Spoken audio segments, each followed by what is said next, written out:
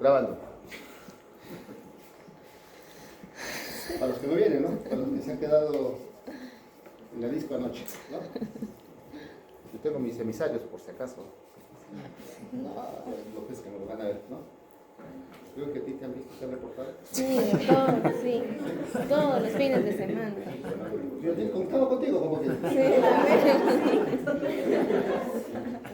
Bien, chicos, hoy vamos a hablar de 3 temas bastante interesantes, aparentemente aburridos, pero en la consulta pediátrica son frecuentes, sobre todo en la consulta externa, no tanto en la emergencia. En la emergencia lo que podemos ver es estreñimiento, ¿no? Niños que llegan vomitando, supuestamente, les duele la barriguita y la mamá dice, doctor, mi hijito hace popó cada 3, 4, 5 días, ¿no? Entonces, viene a la consulta y el niño está vomitando. ¿Y qué es lo que habitualmente hacemos? Nosotros tomamos una radiografía de abdomen y vemos ahí el contenido fecal que está llenando el marco cólico. Pero, lamentablemente, esto es un error. Porque, por ejemplo, para hacer diagnóstico de estreñimiento no se necesita tomar radiografía. Y ahora vamos a ver por qué. Otro tema frecuente, el cólico del lactante. Es el cólico del lactante que ustedes, espero que no, pero cuando sean papás, probablemente lleguen a tener esto, ¿no? Es el episodio en el cual ustedes tienen un bebé que está entre un mes, 5 o 6 meses, y de pronto empieza a llorar, como a las 11 de la noche, 12 de la noche, el bebé se despierta, empieza a llorar, ¿no? Tu esposa o tu esposo te dice, la bebé está llorando. Van a verlo, a su cunita, es cierto, está llorando, está gritando, la cargan o lo cargan, ¿no? Lo empiezan a pasear, lo empiezan a arrullar, como buenos padres y padres responsables que son, pero el bebé no deja de llorar, al contrario, llora más. ¿Sabes qué? De repente está con hambre, dale pecho. No quiere tomar su pecho y rechaza, y sigue llorando. Después, ¿qué ocurre? ¿Qué viene? Después vienen, de repente se ha hecho la popó, vamos a cambiar el pañalito. Revisan bien, no, hemos hecho la popó, está bien. Y sigue llorando. ¿Y ahora? ¿Por qué está llorando? De repente está con cólicos. Podría ser. Le doy sus gotitas, si está indicado por su pediatra, y si le calma, genial. Pero a veces, ni eso, el bebé sigue llorando. ¿Qué hacen entonces? Ya van 40 minutos de llanto. La mamá está casi convulsionando, el papá no sabe qué hacer, ¿no? Optan por llevarlo al hospital. Y simplemente llegaron a la emergencia y dicen, doctor, mi bebé está llorando. Son 3 de la mañana, tú estás que te mueres de sueño, pero como pediatra tienes que acudir y solucionar el problema. ¿Es una emergencia? Sí, es una emergencia, ¿no? Y dice, señora, si usted no sabe que tiene su bebé y el papá tampoco, pues menos yo, ¿no? Pero no es así. Es un tema bastante frecuente y lo vamos a ver. Y lo otro, el ERGE, que son las iniciales de enfermedad por reflujo gastroesofágico.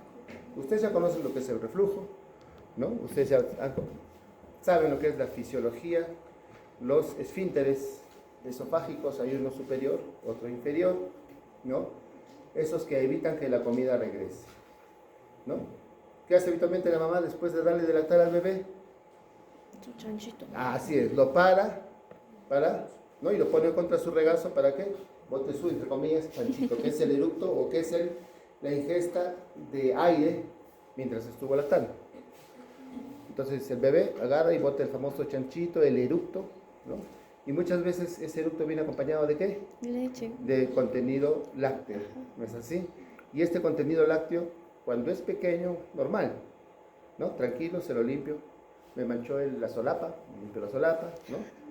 Nosotros nos damos cuenta a veces cuando el papá viene, o a veces va a algún sitio, se olvida cambiarse por cuestiones de trabajo, y le encontramos manchadito de blanquito, ¿no? Cuando lo vemos así, ese papá es responsable. ¿Por qué? Porque tiene manchitas de, ¿no? restos de leche de vuelta por su bebé. Mientras sea en pequeña cantidad, genial. El problema es cuando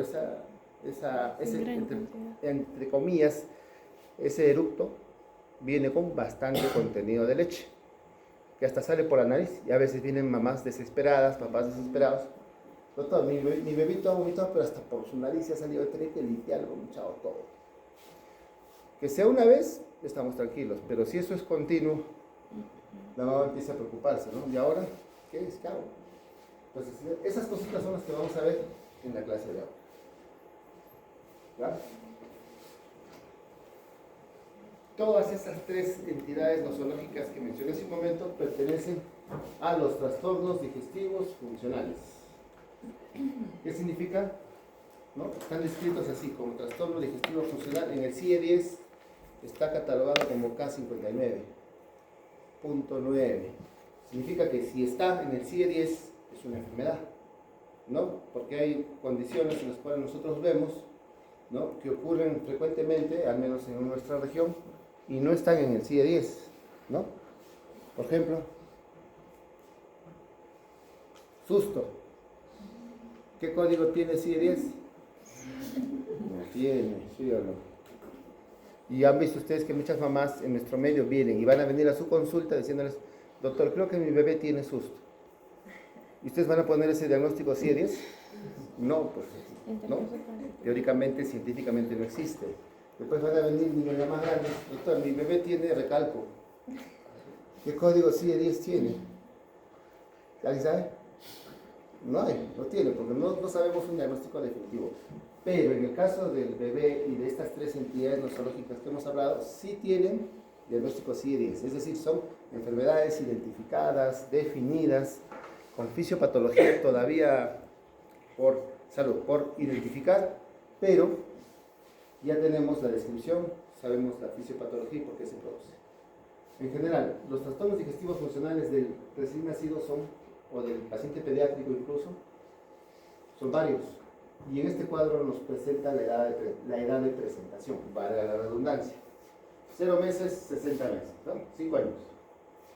El primero, regurgitaciones, lo que habíamos comentado, ¿no? El famoso chanchito que bota el niño y que regurgita la comidita, en este caso la leche, ¿no? Cuando es en poca cantidad, genial. Cuando ya viene en mayor cantidad, viene el problema, ¿no? Y empieza a perder peso. Síndrome de vómitos cíclicos. Doctor, existe, claro, niños que vomitan continuamente, ¿no? Y esto perdura en el tiempo. Al principio la mamá, los papás lo toman como algo trivial, pero después ya empiezan a identificar que están ante un cuadro que ya amerita darle mayor atención y acudir al pediatra. 3, cólico de lactante. Miren, poquita la presentación. Se presenta entre el mes y casi los 5 meses y medio, 6 meses. Y encontramos una de nuestras entidades que vamos a ver hoy. Doctor, ¿y por qué de todas que están ahí usted ha escogido cólico, estreñimiento y reflujo? ¿Por qué no ha escogido vómitos cíclicos? ¿Por qué no ha escogido otra enfermedad? Porque son las más frecuentes en el niño, las que ustedes más van a ver, y la que, si son pediatras, la que más, ¿no?, les va a dar. Porque eso se ve bastante en la consulta privada, bastante. Disquesia. El término disquesia, ¿qué significa? Alteración, disfunción, ¿no?, o fisiología anormal. Disquesia, funcionamiento anormal del sistema de y luego una serie de enfermedades que tienen que ver con mal funcionamiento del abdomen, de los intestinos del niño. Normalmente, y eso de repente no sé si ustedes lo han visto en fisiología digestiva, ¿no?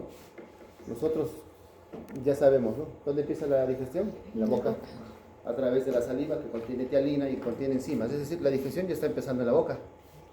¿No es así? ¿Y dónde termina? En el recto, con la eliminación de los residuos de heces que no han podido ser asimilados. Sabemos que empezamos con la lengua, ¿no? Luego pasamos a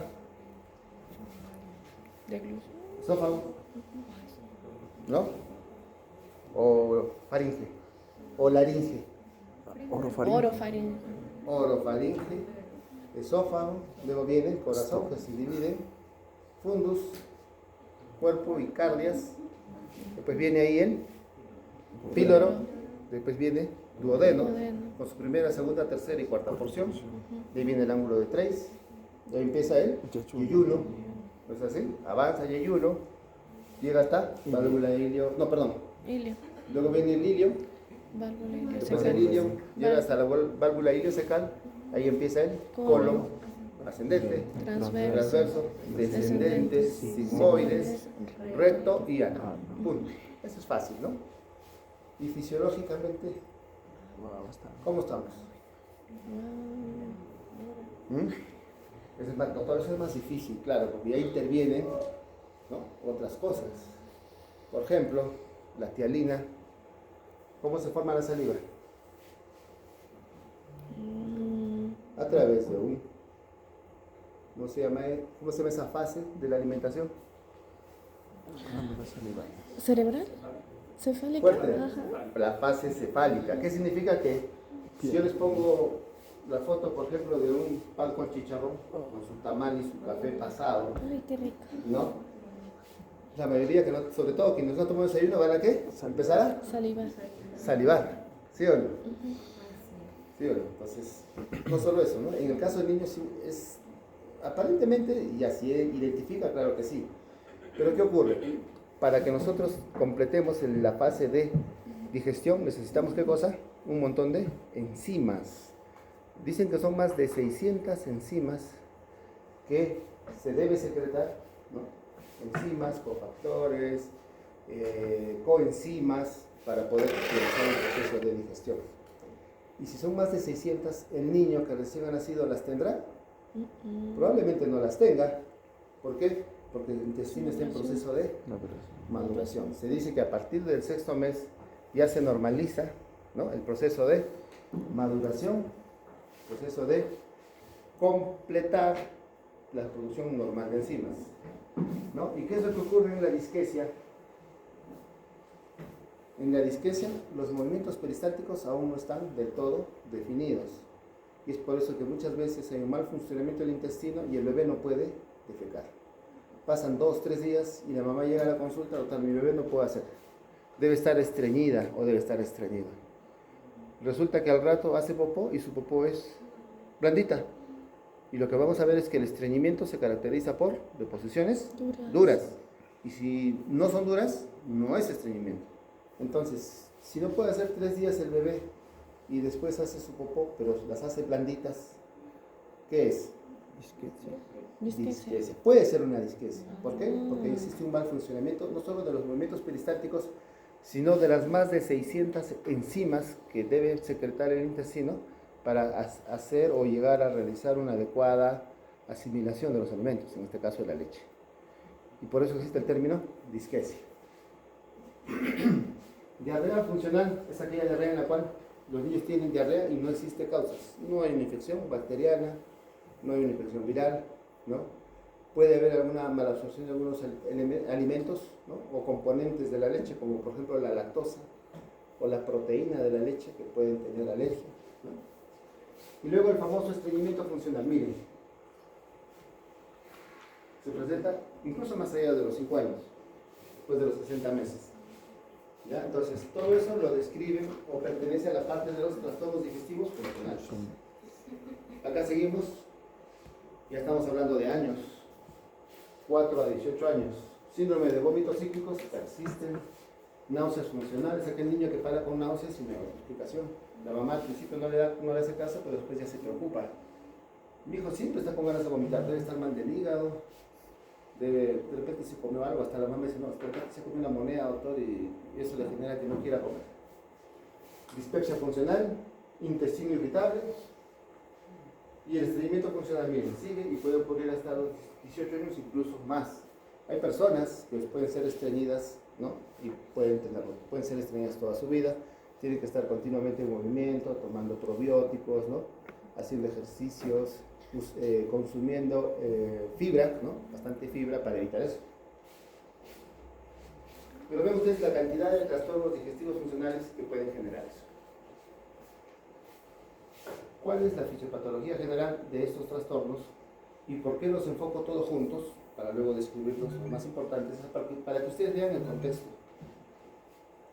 Trastorno principalmente psicosocial, es decir, tienen que ver factores sociales y psíquicos, es decir, del comportamiento, ¿no?, del entorno emocional en el cual está el bebé. O sea, doctor, ¿un bebito se puede deprimir? No, no digo que un bebito pueda deprimirse, ¿no? Pero ¿qué es lo que se ha encontrado? Que tiene que ver mucho la parte psicológica, la parte social o el entorno en el cual se desarrolla el bebé. y más aún el niño más grande, porque el niño más grande ya puede, por ejemplo, identificar cuando sus papás se pelean, aunque quizás no diga nada, pero escucha, ¿no? Un niño de 5, 6, 7 añitos ya sabe, y eso puede afectar, claro que sí. Y ese es el modelo que se impone. Existe una interacción entre factores de vulnerabilidad genética, ¿no? Factor ambiental, factor psicológico y factor psicosocial, que asociado a experiencias tempranas en la vida, configurarían de alguna forma la habilidad del sistema nervioso central y digestivo para adaptarse a los cambios fisiológicos o de estrés. Doctor, sin chamullos, en resumen, tiene que ver, ¿no?, con lo que les acabo de decir. Son varios factores, ambientales, psicológicos, emocionales, para que estas cosas ocurran. No es algo que definitivamente esté definido. Doctor, pero usted nos está dando una base fisiopatológica razonable, ¿no? O sea, doctor, que si yo estoy triste, ¿puedo tener intestino irritable? Sí. ¿No? Si yo estoy deprimido porque me dejó mi flaca, Diarrea. ¿puedo empezar a tener diarreas? Sí. ¿No? O que si estoy caminando, saliendo de la universidad y veo a mi ex con otro chico, ¿no? ¿Qué sentirías tú? ¿Ah? ¿Disquecia? ¿Tú? ¿Mm? ¿Qué pasaría? A ver, no, franqueate, a ver. O de repente te ha pasado, ¿no? No sé. ¿Qué sentirías? Tristeza, ¿no? ¿Tristeza? ¿No? No pensaría tanto en lo digestivo, ¿Qué ¿no? sentirías? Tristeza. Y si, por ejemplo, están caminando y salen de la universidad y de pronto ven a la chica que les gusta, agarrar la mano de otro chico. Constipación. Constipación. ¿No? Yo les voy a decir lo que sienten, no se molesten, ¿no? Porque hay que decirlo siempre con elegancia. ¿Qué sentirían? Mariposas en el estómago. ¿Sí o no? Sí. Chicas, De los nervios. si les pregunto a ustedes, ¿qué sentirían? ¿Mariposas en el estómago? ¿Y lo han pasado o no? A ver, levanten la mano, ¿quiénes han tenido alguna vez una experiencia con mariposas en el estómago? Ha pasado, lógico, han pasado, es normal. Pero, ¿qué explicación fisiopatológica le vamos a dar? ¿Mm? Una conexión. Sistema nervioso central. ¿Está bien o no? ¿Está bien? Pero explicaban, doctor, con el sistema autonómico, creo. Simpático, parasimpático. Claro, Tenía que ver con tiene que ver con la parte emocional, ¿no? Y ahora lo vamos a ver. ¿Por qué usted nos habla de las mariposas en el estómago sin nuestras clases de trastornos digestivos funcionales? Ahí quiero llegar, ¿no? Vamos a ver. Incluso tiene que ver con el estrés. El modelo biopsicosocial, ¿no?, habla sobre una conexión que es muy importante: eje, intestino, cerebro. Muchos dicen que lo que está acá es nuestro segundo cerebro, ¿no? ¿Y cuál es el primero? Doctor, ¿qué? ¿Usted está señalando su estómago, ¿no? O su barriga, su abdomen, su panza, como quiere llamar, como el primer cerebro? Sí. Sí, porque ya existen ahora estudios demostrados donde, ¿no?, se ha logrado probar, existe una conexión entre intestino, cerebro, e incluso falta algo más aquí en esta diapositiva. Intestino, cerebro y probióticos, probiota, microbiota, ¿no?, microbioma. Entonces el eje real es intestino, cerebro y microbioma. ¿Qué significa? Es aquella conexión que domina y comanda nuestro cuerpo y es la responsable de que cuando vemos a una chica que nos gusta con otro, sentimos una situación rara en el estómago, ¿no? Por eso es que decimos mariposas en el estómago. Y eso es cierto, porque cuando estamos ante una situación incómoda, una situación que implica que nosotros en ese momento empecemos a tener un montón de emociones, ¿no? Como por ejemplo, y les puse el ejemplo de ver a la chica o el chico que nos gusta con otra persona, hace que este conjunto de emociones, ¿no?, desarrolle una molestia ligera en el estómago, que en el caso de los niños se manifiesta de otra manera. En el caso de nosotros, de adultos, obviamente es distinto, ¿no? ¿Tú qué harías? ¿Te vas a tomar? Sí. Empieza. Pero ojo que entonces, doctor, ¿qué significa? ¿Que el eje intestino-cerebro existe? Sí existe y está demostrado. Que si nuestra microbiota, que si nuestro intestino funciona mal, probablemente funcione mal nuestro cerebro, sí, y probablemente funcione mal algunos de nuestros órganos, ¿no? Y es por eso que ahora la mayoría de estudios, congresos y trabajos a los cuales yo he podido asistir y verlo, ¿no? Están demostrando cada vez que aquella persona que tiene un microbioma, que tiene una flora intestinal bien constituida, uno, no va a enfermarse, dos, va a tener mayor equilibrio cuando enfrente situaciones de estrés, de ansiedad o donde haya un conjunto de emociones que puedan conducir a alterarnos, ¿no? Ya están estudiando, por ejemplo, si tiene que ver con el autismo, si tiene que ver con el trastorno obsesivo compulsivo, ¿no?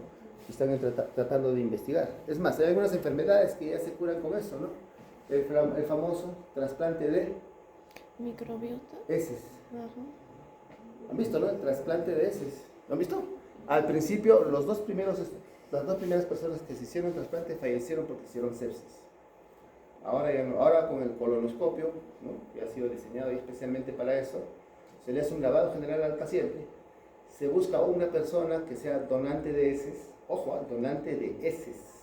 No estoy hablando, yo sí he tomado desayuno, por si acaso. Donante de heces, y que al principio se murieron cuando les hicieron el trasplante de heces. Pero ahora con el colonoscopio se siembra en el colon heces. Y hay videos un montón en YouTube, búsquenlos. Se siembra heces y el paciente se recupera. El paciente tenía cirrosis, se recupera. El paciente tenía la tendencia a hacer trastornos emocionales como ansiosos depresivos, se recupera. Tenía síndrome de malabsorción intestinal, se recupera. Y está demostrado, y pues ustedes buscan en la literatura. O sea, ¿qué significa? Que el modelo que se pensaba para los niños, trastornos digestivos funcionales, disquesias, vómitos cíclicos, estreñimientos, inicialmente no había una causa. Pero ya se encontró que la causa, ¿cuál es? Que hay una disfunción. El eje intestino-cerebro. ¿No? Entonces ya saben, cuando empiecen a tener mariposas en el estómago, ¿no? ¿Qué es lo que van a hacer, no? Ahora puedo preguntar, ¿alguna vez has sentido mariposas en el estómago? Sí. Sobre todo en el colegio, ¿no? O están en quinto, cuarto, quinto, ¿sí? ¿Sí? ¿Mariposas en el estómago? ¿O polillas? Polillas. ¿Taparacos en el estómago? Si empieza. Ustedes, ahora ya saben, ¿no es así? No quieren decirlo, obviamente las damas siempre son un poco más recatadas, pero en general eso es lo que pasa con el eje intestino-cerebro, ¿no? Flora intestina, ¿ya? Vamos a hablar ahora de estreñimiento o constipación. Empezamos. Prevalencia mundial, 29, casi 30% anual. ¿Qué significa? ¿Que hay bastantes niños con estreñimiento? Sí, ahora se ve bastante, sí. En la consulta privada se ve mucho, definitivamente, se ve bastante. El responsable del 25% de visitas al gastroenterólogo. La incidencia va en aumento durante las últimas décadas, sí es cierto, yo veo cada vez más, no solo en el hospital, en las guardias, sino también en la parte privada, cada vez más niños con estreñimiento. ¿Ya? Bajos ingresos y educación familiar deficiente, no necesariamente, al menos no es mi parecer, obvio, habría que hacer un estudio para ver si es cierto, pero en países desarrollados como Estados Unidos ocurre, ellos lo han estudiado ya, ¿no? Ellos han encontrado mayor prevalencia en aquellas familias con bajos ingresos y con educación familiar deficiente. Sedentarismo, han visto, ¿no? En el caso de los adultos, por ejemplo, personas adultas mayores que están todo el tiempo postrados, sentados, y no caminan, no van de un sitio a otro sitio. ¿Qué va a ocurrir? Constipación. Van a tender a estreñirse, ¿no? Y eso pasa con los niños, sí. Dieta, la famosa fibra, ¿no? Que muy pocos en algún momento consumimos, no porque no queramos, sino por las cuestiones de... En el caso de ustedes, por ejemplo, por el estudio, en el caso mío, por el trabajo, ¿no? Tienen clases 7 de la mañana, salen 6:30 de su casa, a veces sin tomar desayuno. Después de las 7 se van al hospital porque a las 8:30 tienen práctica, hasta las 10:30, regresan a la universidad porque tienen teoría de tal, luego tienen reunión con su grupo porque hay que hacer el trabajo para presentarlo, etc. Al final no hay tiempo para almorzar, vamos acá afuera, una hamburguesita, ¿no? ¿Cuántos 7 soles está la hamburguesa? O una salchipapita, Eso con su gaseosita y listo. De ahí regresan porque tenemos pediatría 2, ¿no? 3:30, 5:20 me voy, ¿no? Pero no, hay que traer otra clase, ¿no? Entonces, así. Y eso hace que se coma de manera inadecuada y no consumamos fibra, ¿no? Y lo otro, la obesidad, ¿no? Entonces, son cosas que también hay que cuidar, claro que sí. La obesidad, ¿por qué? Porque consumimos muchas harinas procesadas, es decir, carbohidratos. Pues así, ¿qué estás mirando mi barriguita tú? Sí, ya va. Esta no es por carbohidratos, esta es por cerveza. Mentira. Ya, entonces, vamos. ¿Problema común en la infancia? Sí, es un problema común en la infancia. El 95% de los casos es funcional. Es decir, del 100% de todos los estreñimientos, el 95% solamente es una cuestión funcional, ¿no? Es decir, no hay una causa orgánica definida, no hay algo que lo esté provocando, ¿no? Son, por decirlo menos, idiopáticos, si le quiero poner algún nombre, ¿no? Fundamental, la historia detallada y examen físico. ¿Cómo voy a darme cuenta yo de que estamos ante un cuadro de un estreñimiento? Trato de averiguar y le pregunto a la mamá, señora, le digo, o señor, su bebé o su niño, antes, ¿cómo hacía sus deposiciones? Doctor, era normal, pastositas, ¿no? A veces con grumitos cuando era bebé, cuando tenía 3, 4 meses, grumos ahí unos puntitos blancos. Ahora no, ahora es dura. Algunas mamás dicen como carnero, algunas mamás dicen como conejo, ¿no? Entonces tú ya te vas dando cuenta, cambio en la consistencia de las heces. Normalmente, ¿cuántas evacuaciones debe tener el ser humano al día? ¿No son 3? ¿Después 3, de cada comida? claro. Lo correcto es que después de cada comida, ¿no?, los seres humanos acudamos al servicio higiénico a evacuar. Y eso es lo que debe ser realmente, pero eso no ocurre, ¿no? Entonces lo que se estila y lo que ya se ha aceptado, ¿no?, es por lo menos una vez al día, por lo menos, ¿ya? Una vez al día. Problema crónico que puede durar meses o años. Sí, se le explica al papá, si su bebé viene por estreñimiento severo, que es muy probable que si no lo cuida, si no sigue las instrucciones, si no cumple con el régimen higiénico, dietético que le estoy explicando, lo más probable es que regrese la contigo. ¿Por qué? Porque se tiende a volver crónico. La constipación y retención de larga duración con frecuencia provoca incontinencia fecal. Y eso pasa bastante o frecuente en los pequeñitos, que ellos tienen ¿no?, evacúan las heces o mejor dicho, no se dan cuenta, y cuando se les cambia la trucita, los niños más grandes ya que piden, se encuentra la trucita manchada de heces, ¿no? Cuando eso no es normal. Entonces, ¿qué es lo que está ocurriendo ahí? Incontinencia fecal. ¿No? Una incontinencia fecal. ¿Cómo se llama eso? No está bien definido, pero sí es un término llamado encopresis, ¿no?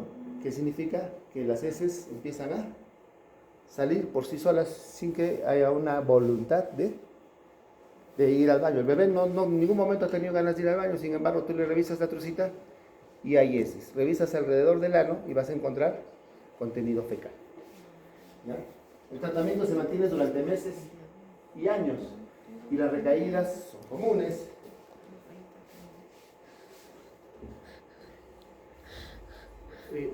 Para tener un resultado exitoso tiene que trabajarse de manera multidisciplinaria, es decir, ¿no?, el pediatra solo no va a hacer el trabajo solo, no se consigue el éxito.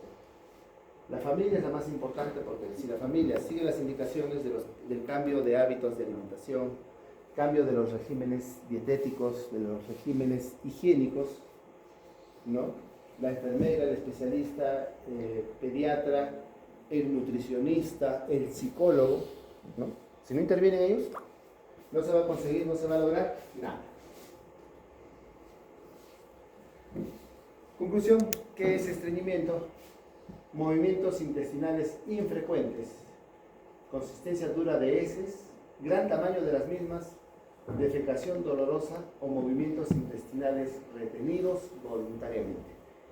¿Qué es lo que ocurre aquí? y muchas veces el niño empieza a estreñirse y al principio quizás no hay mucha molestia, pero ya cuando las heces se hacen más duras y de mayor calibre, de mayor diámetro, al momento de que evacúa, ¿qué va a sentir el niño? Dolor. Dolor, ¿no? Y esto, y se va a ir dando cuenta que cada vez que evacúa siente dolor, ¿qué va a hacer? ¿No? Voluntariamente va a evitar sentir ese reflejo de querer hacer popó, de querer evacuar, y va a aparecer el estreñimiento. Al final, no va a ir a ver, ¿no? La frecuencia de la defecación varía en los niños con la edad. Normalmente un recién nacido que solo toma leche materna, ¿cuántas deposiciones hace al día?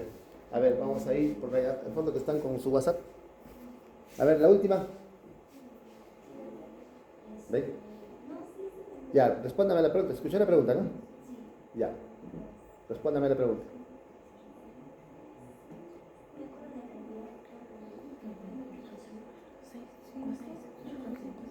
No, eso está, les pregunto porque está en la literatura, ¿no? Yo no les voy a preguntar cómo se cura el chacho. Eso no está. Les estoy preguntando cuántas deposiciones hace un recién nacido que solo toma leche materna.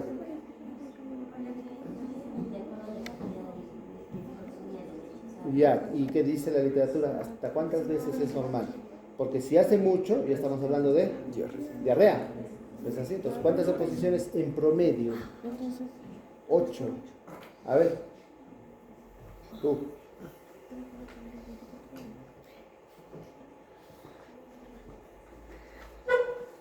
Nada, tu compañero de la izquierda.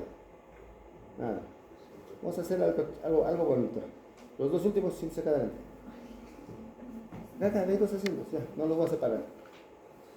Pasen acá adelante. Y la última, acá adelante, la primera fila, por favor. Gracias. Gracias.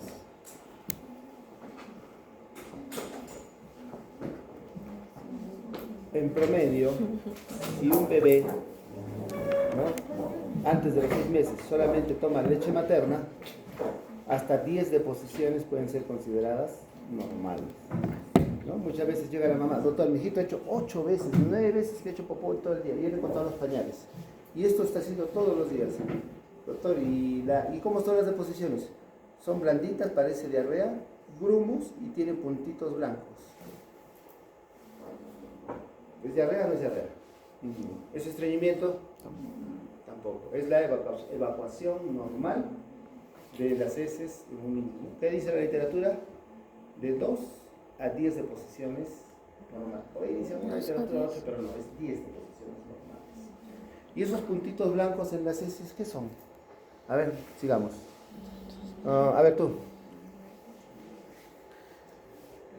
En las heces de los bebés, incluso a veces es curioso, ¿no? Se les ocurre compararlo con la papa a la huancaína, con la zarza huancaína. ¿Por qué? Porque tiene puntitos blancos que podrían representar el queso, ¿no? Y si es cierto, si ustedes tienen hermanitos o cuando tengan sus hijos van a ver las deposiciones de sus peques y van a tener, ¿qué? A veces grumitos y puntitos blancos.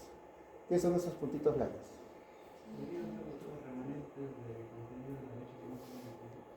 ¿Más fuerte? Podrían ser remanentes de la leche que no fue digerida. Remanentes. Ya, o sea, tu respuesta es acertada, pero hay que explicarlo un poquito mejor. ¿Quién sabe? ¿Está bien lo que he dicho? Está bien. A ver. ¿Ah? Cristales de fosfato. La cantidad de fósforo en la leche materna no es tanta como para formar tantos grumos. A ver.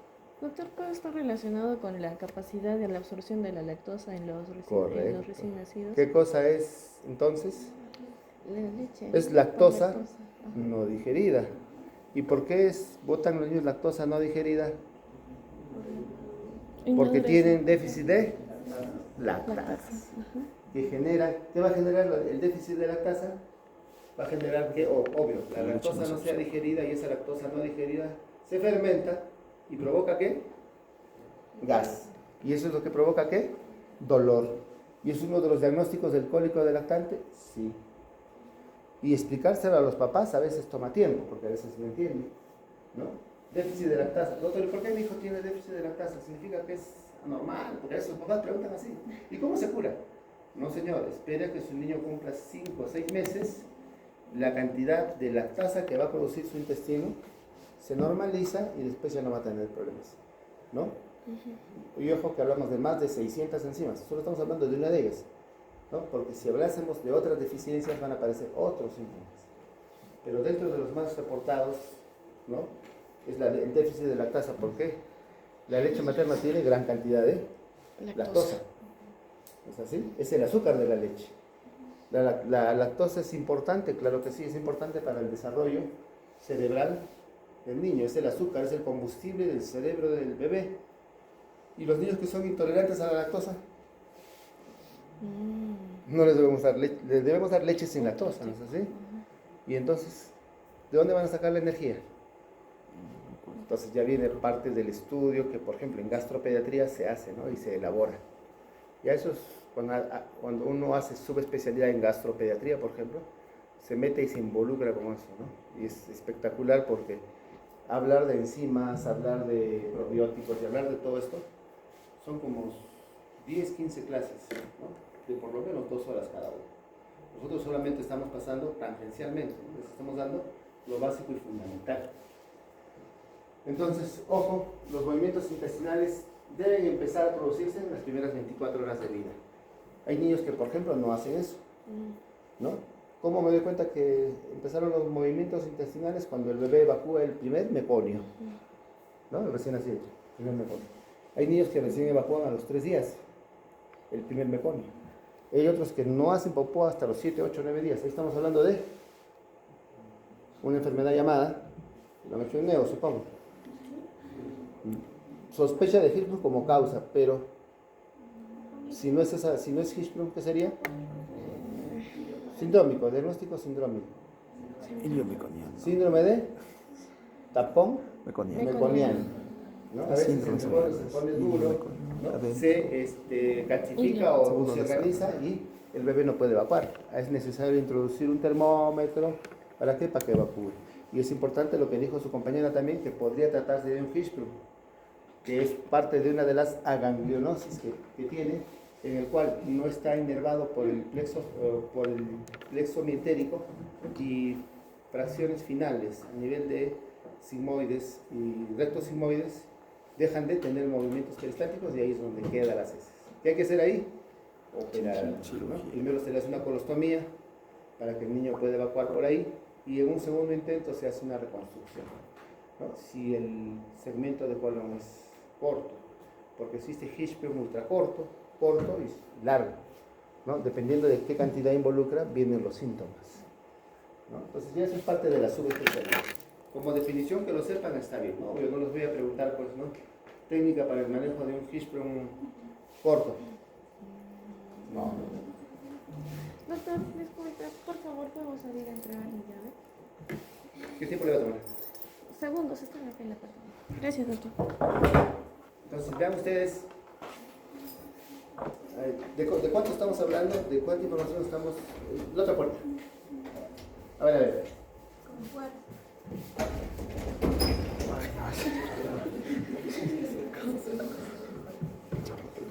Está baterita.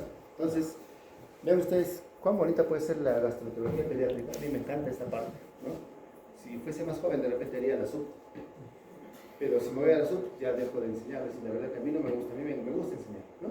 Entonces es por eso que ya estoy pensando en otras cosas. Doctor, entonces, ¿cuál es la definición? ¿Es heces más duras o es menor frecuencia de evacuación? ¿Cuál es la definición? Para eso existen unos criterios, ¿no? Se llaman los criterios de Roma. Doctor, ¿qué significa Roma? ¿Que son criterios de Roma, la capital de Italia? Sí. ¿Cómo es eso? Lo que pasa es que hace muchos años estos conceptos que yo les he dado ahorita sobre el eje intestino-cerebro y todo eso no existía, no se sabía antes. En la década pasada, en el ciclo pasado, ¿no? Los gastroenterólogos pediatras y los gastroenterólogos de adultos no sabían cómo se cura esto y por qué se produce el estreñimiento y por qué existe la disquesia del lactante y por qué los grumitos ahí. No se sabía eso. Entonces se empiezan a reunir, ¿no? Los profesionales de grandes instituciones en Europa y se reúnen por primera vez en Roma, Me parece que esto lo hacen en 1986, no recuerdo bien, el artículo está en el aula virtual, donde nos cuenta la historia. No, a ver señorita, usted movió la cabeza, lo leyó el artículo. ¿Sí? Más o menos cuéntenos, a ver qué dice, cómo es Roma, de dónde salió Roma.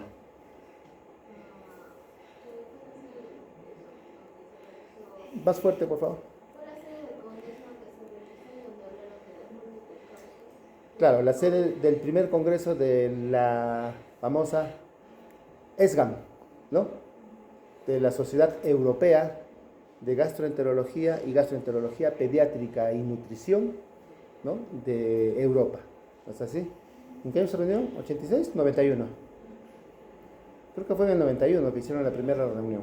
Ahí tienen el artículo. ¿Quién puede bajarlo ahorita? A ver. Entonces ahí se reúnen, pero primero se reúnen médicos de adultos y empiezan a elaborar los criterios para unificar conocimientos y hacer diagnósticos. En la segunda parte, en el Roma 2, también se reúnen y ya empiezan a invitar a los gastroenterólogos pediatras y empiezan a definir ya conceptos de gastroenterología pediátrica, ¿no? En Roma 3, que ya fue, me parece que el 2006, 2008, ¿no? Ocurren, cuéntanos, ¿sabes qué dice ahí?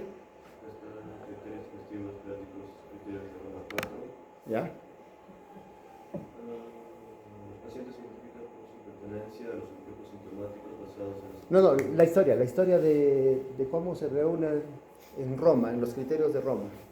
Ahí lo debes tener. ¿Viste? Inicialmente se realizó solo con los síntomas de criterios de Roma 1 de 1990. ¿Ya? La segunda revisión de los criterios de Roma 2 son de 1999, donde se realizó la primera clasificación en niños basados en sus síntomas dependiendo de su edad, de forma subjetiva con los niños y sus padres, incluyendo 4 trastornos principales: vómitos, dolor abdominal, diarrea funcional y trastornos de la defecación. Ya. Después, Los criterios de Roma 3 en 2006, 2006. basados en la experiencia clínica y la información científica disponible hasta la fecha. Los de Roma 4, que son más actuales. De 2016, Roma 4, Así es. que se incorpora la información nueva de los últimos 10 años, basada en su evidencia científica, usando cuando no haya. En algunos de los casos, siguiendo la mención de las opiniones de los expertos del método RED. Y ahí es cuando se describe por primera vez el eje intestino-cerebro. La explicación de las mariposas en el estómago. Incluso en el artículo lo dice, ¿no? Sí. Habla sobre las mariposas en el estómago, ¿no? Que muchos, yo creo que muchos, todos hemos sentido en algún momento mariposas en el estómago, sino que no lo quieren decir, ¿no? Entonces, ¿qué pasa? Ya existen los criterios de Roma 5, si se han puesto a buscar en sus teléfonos, pero me parece que salen en el 2027, el 2028, pero ya están definidos. Roma 5, ¿no? Y van a salir Roma 5, 2027. Los de Roma 4 son del 2016 y esos son con los que estamos trabajando y eso es lo que dice sobre la definición de estreñimiento. 2 de los siguientes criterios que deben presentarse al menos una vez por semana durante un periodo mínimo de un mes previo al diagnóstico. 2 o menos deposiciones por semana. Historia de retención fecal excesiva. Es decir, doctor, mi niño come bastante, veo que come un montón, pero cuando hace poco, hace poquito, o hace cada 2 días, 3 días, o a veces hace bastante. Historia de defecación dolorosa o de deposiciones duras. Historia de deposiciones voluminosas. Presencia de gran masa fecal en el recto, ¿no? Hasta ahí. Pero en los niños continentes fecales pueden usarse adicionalmente al menos un episodio semanal de incontinencia. Historia de deposiciones voluminosas que pueden obstruir el sanitario. Yo, por ejemplo, no pensaba, yo soy franco, que podía haber un niño que evacuando pudiese obstruir el sanitario, pero lo he podido evidenciar en el hospital. De verdad, aunque parezca risible, pero se ve, ¿no? O sea, no evacúan tantos días que cuando evacúan tal cantidad que obstruyen el sanitario. Y por eso lo han puesto, ¿no? Eso no lo he puesto yo, esos son parte de los criterios de Roma. ¿Por qué? Porque ellos ya lo han descrito en Roma, cuando en 2016 en Roma 4 se reúnen y elaboran esos criterios. Ahora, preguntarle todo eso a la mamá, ¿va a ser difícil? No, la mamá si está atenta o cuida a su niño, fácilmente va a poder describirlo. Y si cumple por lo menos 2 de esos criterios, ya estamos hablando de un estreñimiento. Pero ojo, en ningún momento dice radiografía de abdomen, ¿no? Sin embargo, en nuestro hospital, ¿qué hacemos? equivocadamente pedimos radiografía de abdomen. Pero ¿cuándo se pide radiografía de abdomen? Cuando yo quiero hacer mi diagnóstico diferencial, es decir, quizás sospecho de otra enfermedad, ¿no? Quizás sospeche de otra patología. Ahí probablemente yo puedo decir, no, acá mejor le pido la placa, no vaya a ser que tenga impactación fecal, ¿no? Y si es un niño muy pequeñito, podría tener incluso un Hirschsprung. Pero habitualmente el Hirschsprung se detecta los primeros días o las primeras semanas de vida, ¿no? Una vez detectaron un Hirschsprung ultracorto al año y medio. Entonces es bien raro, ¿no? Normalmente el Hirschsprung hace que se obstruyan las heces y el bebé no puede evacuar. Y a los 2 días nomás ya se le distiende el abdomen, se empieza el cólico, le toman la placa, presencia de niveles, tiene que ir a sala de operaciones, ¿no? Pero bueno, eso es parte de otra enfermedad. Vamos. Encopresis o incontinencia fecal, lo que les decía. Es un escape involuntario de heces en niños mayores de 4 años. Complicación frecuente de la retención fecal y a menudo es una forma frecuente de presentación del estreñimiento. Si ustedes encuentran encopresis en un niño, es uno de los criterios para tener estreñimiento o constipación. Se constituye como un marcador fiable de la severidad del mismo y de la efectividad del tratamiento. Cuando un niño tiene encopresis, ya tiene un estreñimiento fuerte, un estreñimiento grave o serio, ¿no? Y esto solamente recordar, ustedes ya han hecho hasta el cansancio, se saben de memoria el elevador del ano, el esfínter interno, esfínter anal interno, esfínter anal externo, la sensación del recto cuando con la distensión se estimula el deseo evacuatorio o defecatorio, y ahí es cuando se puede producir el estreñimiento, porque esta es la anatomía, esta es la fisiología de la defecación, ¿no? La entrada de las heces en el recto lleva a la relajación del esfínter anal interno, que es un reflejo inhibitorio del recto anal, es decir, se abre y las heces que están hacia arriba empiezan a bajar y por gravedad empujan, ¿no? Luego pasan al canal anal, creando la necesidad de defecar. Aquí puede ser suprimida voluntariamente, es cuando el niño quiere ir a hacer popó, siente que está ahí la popó, pero por el temor al dolor, por el antecedente de que en algún momento le dolió, ahí es donde contiene, se aguanta, pasa un tiempo, dejan de sentir ese reflejo, ¿no? Y empieza a acumularse las heces. La defecación normal empieza con un aumento de la presión intraabdominal y la relajación del músculo puborectal y de los músculos elevadores del ano y enderezamiento del ángulo anorrectal, permitiendo el paso del movimiento intestinal a través del esfínter anal externo relajado voluntariamente. Esto ustedes lo han revisado, lo han visto, incluso saben que la forma de evacuar es sentándose, ¿no? Es más difícil, probablemente casi imposible evacuar de pie. ¿Es así? ¿Por qué? Porque hay que, ¿no? Enderezar el ángulo anorrectal. ¿Y cómo enderezo el ángulo anorrectal? ¿No? Sentándose. Porque de pie es muy difícil, ¿no? No sé si los niños generalmente lo pueden hacer. La contracción no es tan fuerte, pero los adultos, ¿no? Bueno, no soy médico de adultos, yo no podría hablarles más al respecto, pero ¿qué ocurre? Los niños sí pueden evacuar, incluso caminando, incluso cuando van a la escuela, ¿no? Uno va a recoger a su niño y a veces les ha pasado que el papá me ganó. Llega ahí y uno tiene que ir como papá a coger a su hijo, con vergüenza, perdón, disculpe, y enseñarle a su hijo a evacuar. Claro, es algo que les puede pasar, ¿eh? Entonces no piensen que no, a no ser que no tengan hijos, ¿no? La fisiopatología de estreñimiento ya empieza a alterarse este proceso fisiológico donde aumenta la presión intraabdominal, bajan las heces al final del recto, ¿no? Esto estimula la relajación del esfínter anal interno, sigue pasando las heces y eso el de arriba estimula el de abajo se abre y las heces salen. Pero ¿qué va a pasar en el estreñimiento? ¿No? Significa que cualquier parte donde se relaja, donde la presión intraabdominal aumenta o donde viene el empuje de las heces falla, ya puede aparecer estreñimiento. En cualquier parte, no es que solamente es en un punto específico. En cualquier momento de la fisiología normal de la defecación se altera, puede ocurrir estreñimiento. El colon derecho, ¿qué es lo que tiene? Mayor absorción de agua. El colon transverso le da propulsión, ¿no? Fuerza a las heces. El colon izquierdo y el sigmoide sirven como almacenamiento. Pueden distenderse más, y es por eso que cuando examinamos un bebé y palpamos el flanco izquierdo, podemos darnos cuenta de que existe cuerda cólica palpable, es decir, un colon donde yo lo palpo y es como si hubiese una manguera ahí, se siente, que al principio no se van a dar cuenta, pero conforme vayan haciendo prácticas, y eso lo vamos a hacer con los chicos de mi grupo, van a examinar abdómenes y van a darse cuenta que se logra palpar muchas veces el colon izquierdo, está lleno de heces. Y uno lo toca y se nota ahí una masa, pero es como una manguera que está ahí, ¿no? Es como una manguerita esta.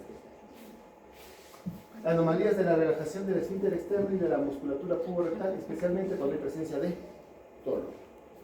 O sea, todo eso se puede bloquear, todo eso se puede alterar, sí, y eso va a contribuir a la aparición del estreñimiento, por supuesto. Pero ¿qué pasa cuando el niño tiene dolor?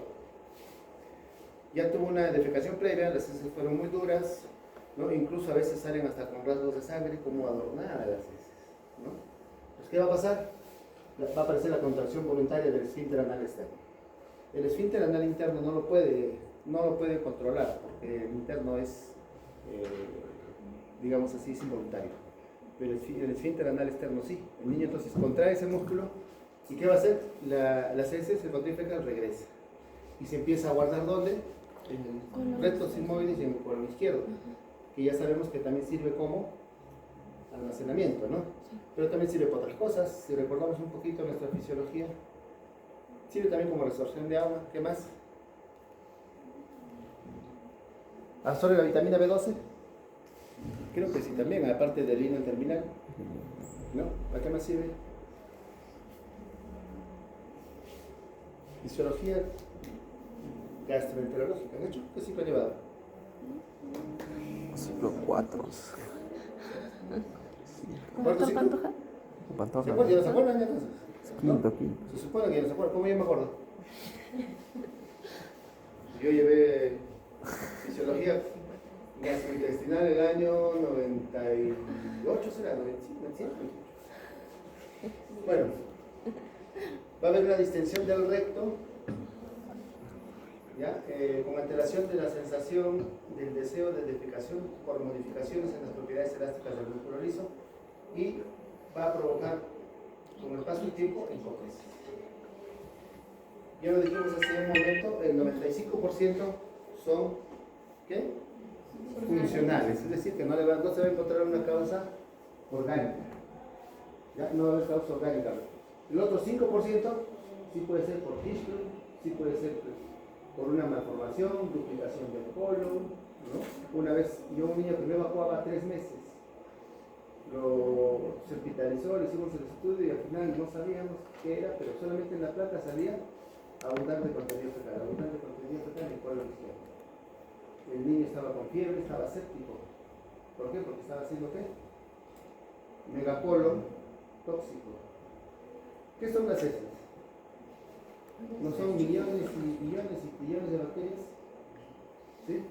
Y si eso no sale, empieza a proliferarse en el intestino, y si sigue sin salir, ¿qué va a ocurrir? Translocación bacteriana, van a pasar al peritoneo, y eso te va a ocasionar fiebre y sepsis.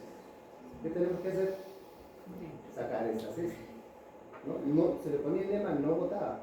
Tuvieron que entrar a la sala. Entra en la sala, el doctor Jonathan Hidalgo con el doctor Pantoja, y cuando salen nos traen una gran sorpresa, ¿no? Hemos encontrado duplicación de colon, lo cual era raro.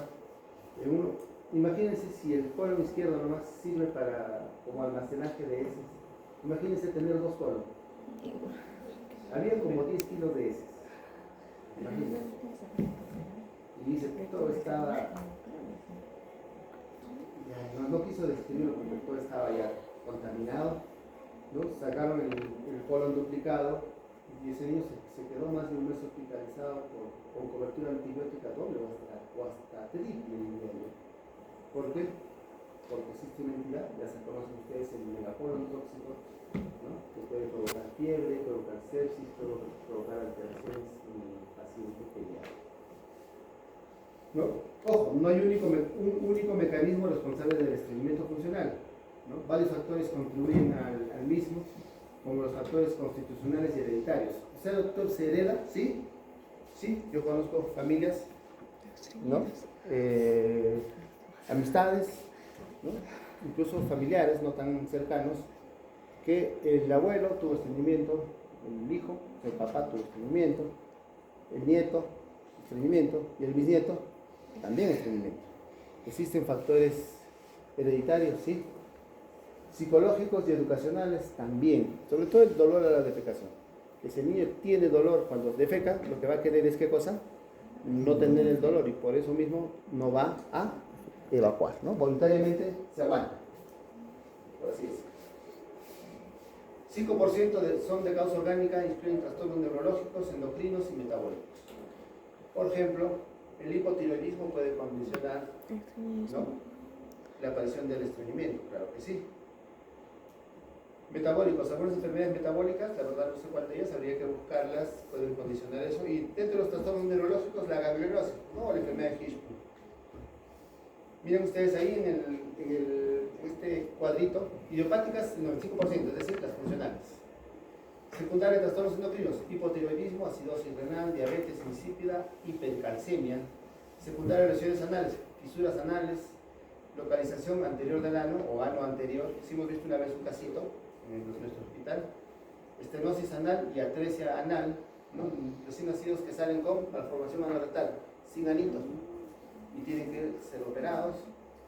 Estreñimiento neurogénico, trastornos de la médula espinal, el mielomeningocele, por ejemplo, ¿no? Ustedes saben bien qué es el mielomeningocele, ¿no? La parálisis cerebral con hipotonía, la enfermedad de Hirschsprung, la pseudoobstrucción intestinal crónica, el inducido por drogas, metilfenidato, fenitoína, imipramina, fenotiacidas, antiácidos y medicación con codeína. Presentación clínica, importante basarse en la historia clínica, ya lo dije y lo vuelvo a repetir. Una buena historia clínica, una buena anamnesis, un buen relato, ¿me da cuánto? 50% mínimo de diagnóstico de la enfermedad. El otro 50% ya viene con mis exámenes auxiliares o ya pues la experiencia del médico, ¿no?, y todo eso. Pero a mí me enseñaron que es 50. ¿Les han enseñado que es 80? ¿Sí? ¿Dónde? ¿En qué curso?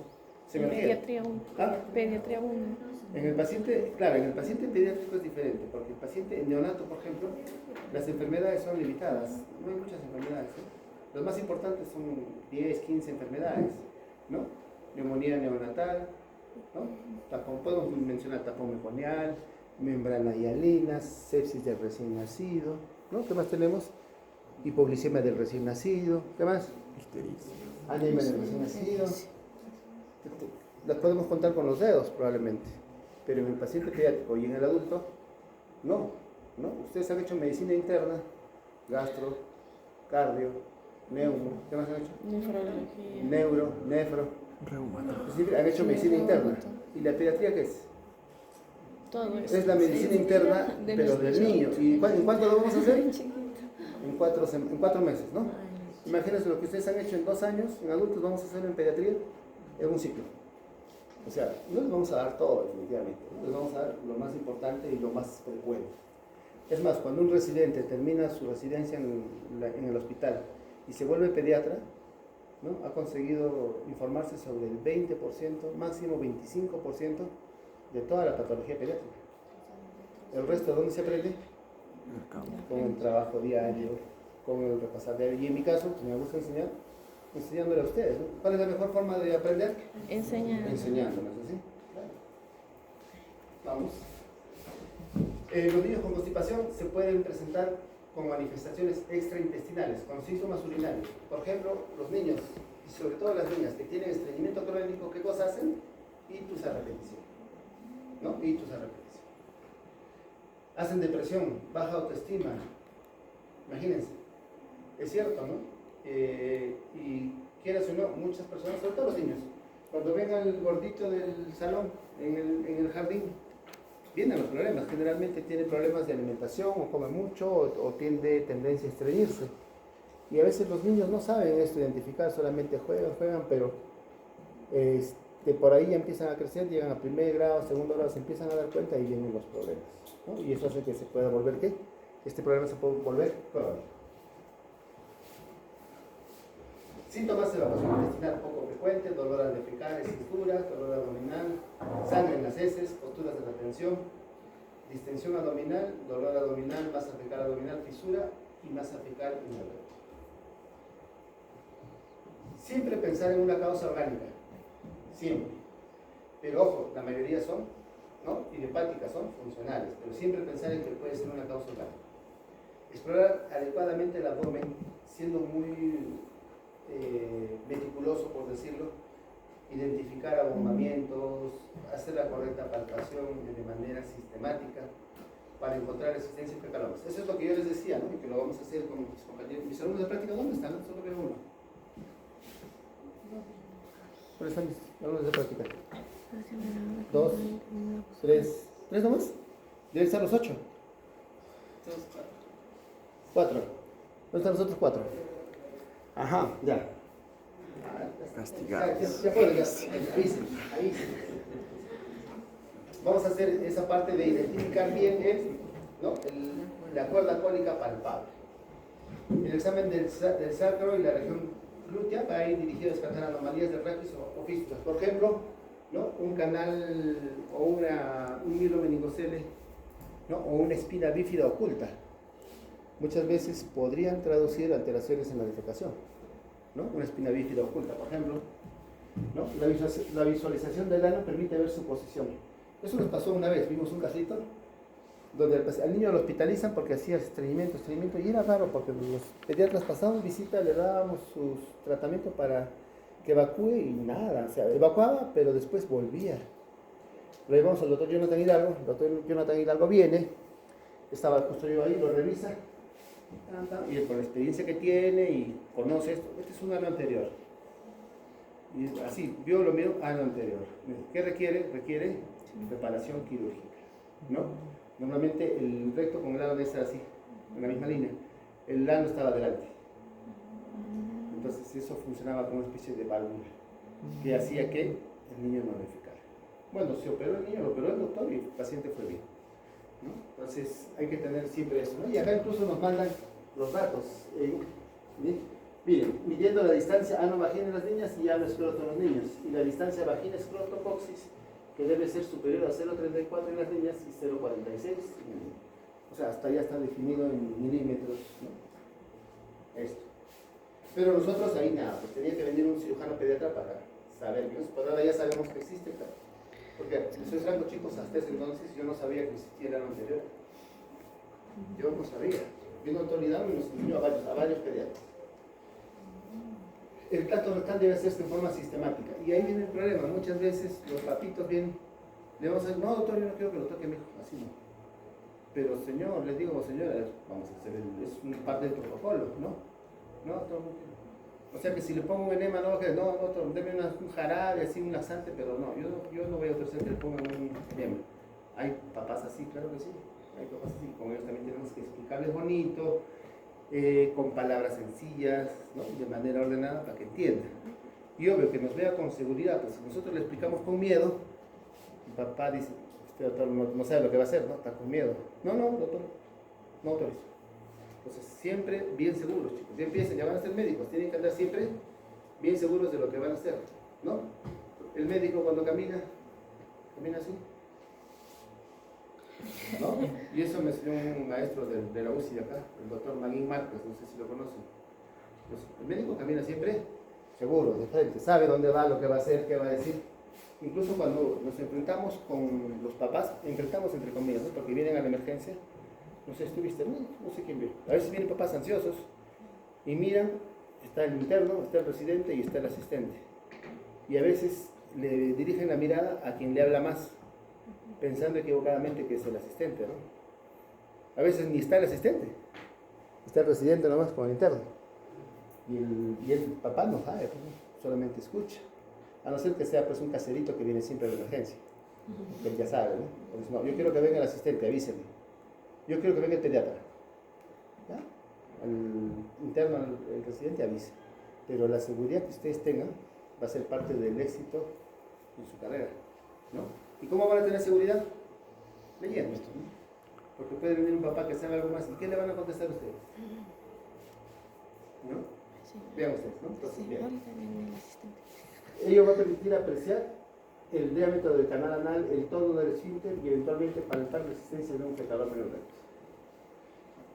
En la tabla 2, hallazgos clínicos más frecuentes que diferencian la enfermedad de Hirschsprung del estreñimiento funcional. Miren, estreñimiento funcional, inicio al nacimiento es raro.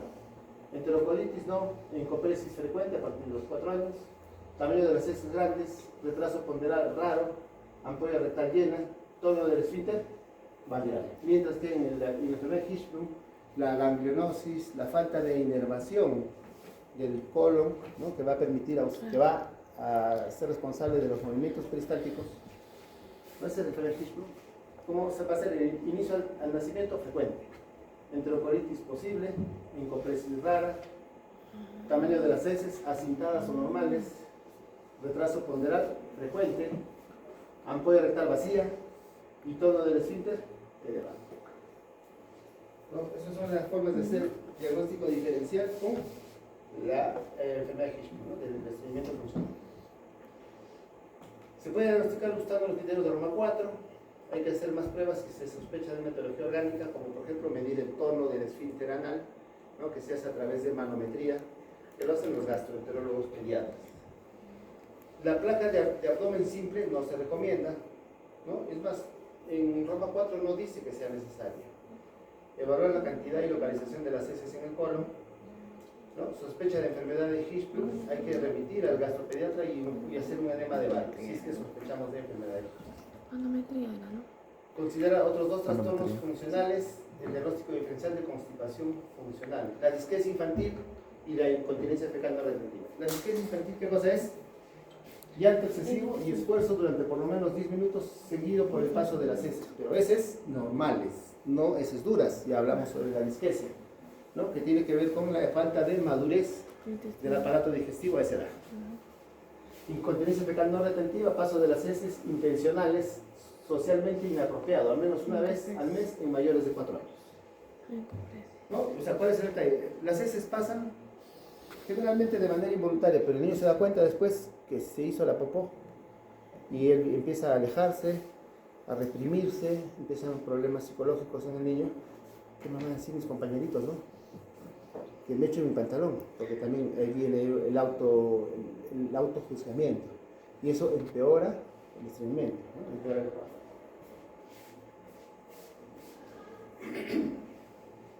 Tratamiento: establecer un patrón de defecación regular, eliminar los síntomas de dolor, detener la incontinencia asociada y prevenir las recaídas.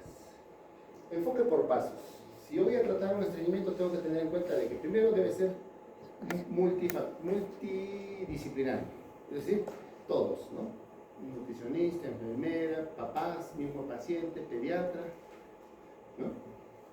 La educación, indicar que al niño que todos los días debe ir, así no tenga la sensación, así no le llame al baño, acudir y sentarse en el baño para evacuar, ¿ya? La desimpactación, si está impactado hay que desimpactarlo. ¿Qué significa? Que las heces en la parte del recto sigmoides, ¿no?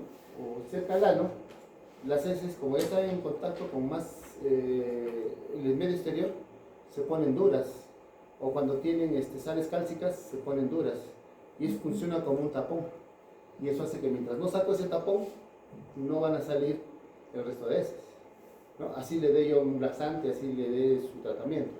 Entonces es importante ver si está impactado o no. Terapia de mantenimiento, dieta, los medicamentos, la modificación del comportamiento y el seguimiento regular. O sea, son varias cosas las que se tienen que hacer y vamos a tratar de describirlas todas. Educación. Es un proceso involuntario, cierto. Muchos papás golpean a sus hijos, ¿no? Castigan a sus hijos cuando se hacen el pantalón por una encopresis o cuando no van al baño. Y eso está mal, ¿no? Ustedes saben que eso está socialmente y científicamente prohibido.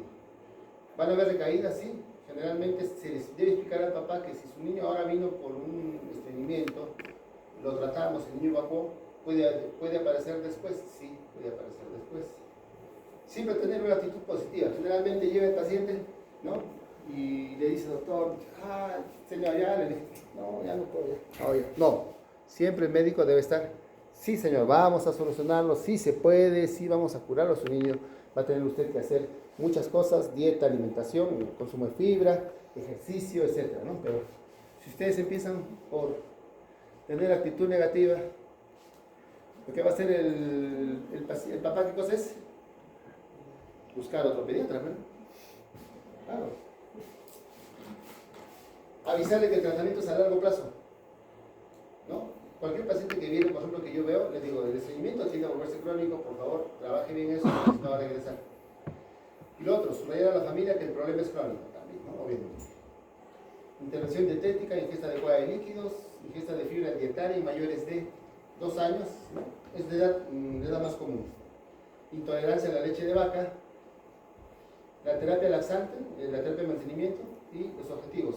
Conseguir 1 a 2 evacuaciones blancas al día y prevenir recaídas.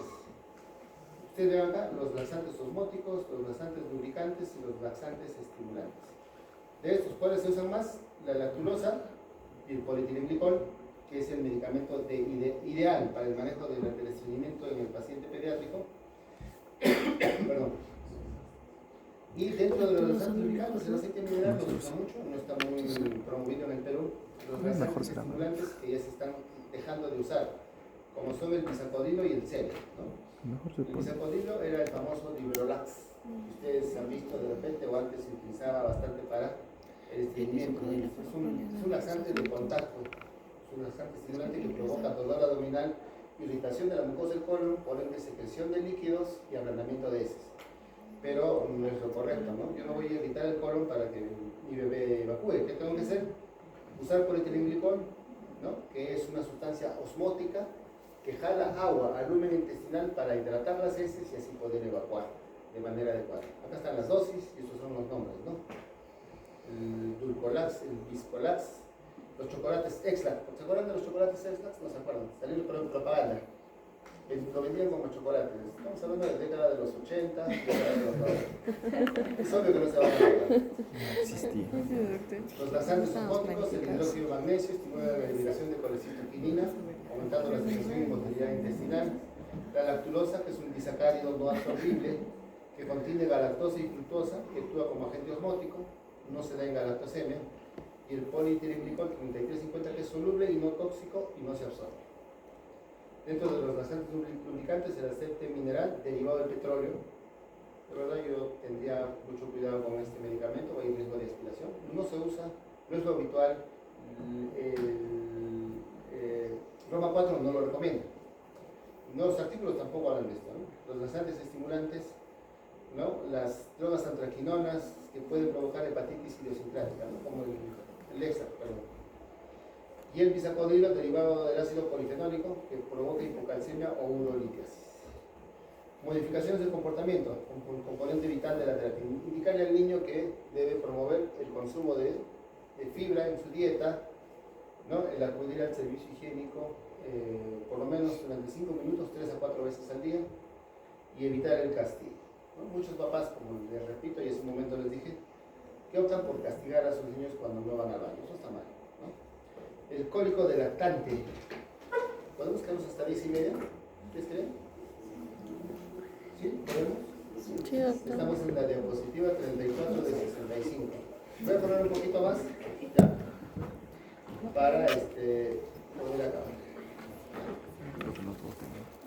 El lactante con llanto, irritabilidad en los primeros 3 a 4 meses de vida resulta de más frecuente. El problema suele ser benigno y autorizado en el tiempo, es una afección trivial, puede anunciar algo más serio y de largo alcance.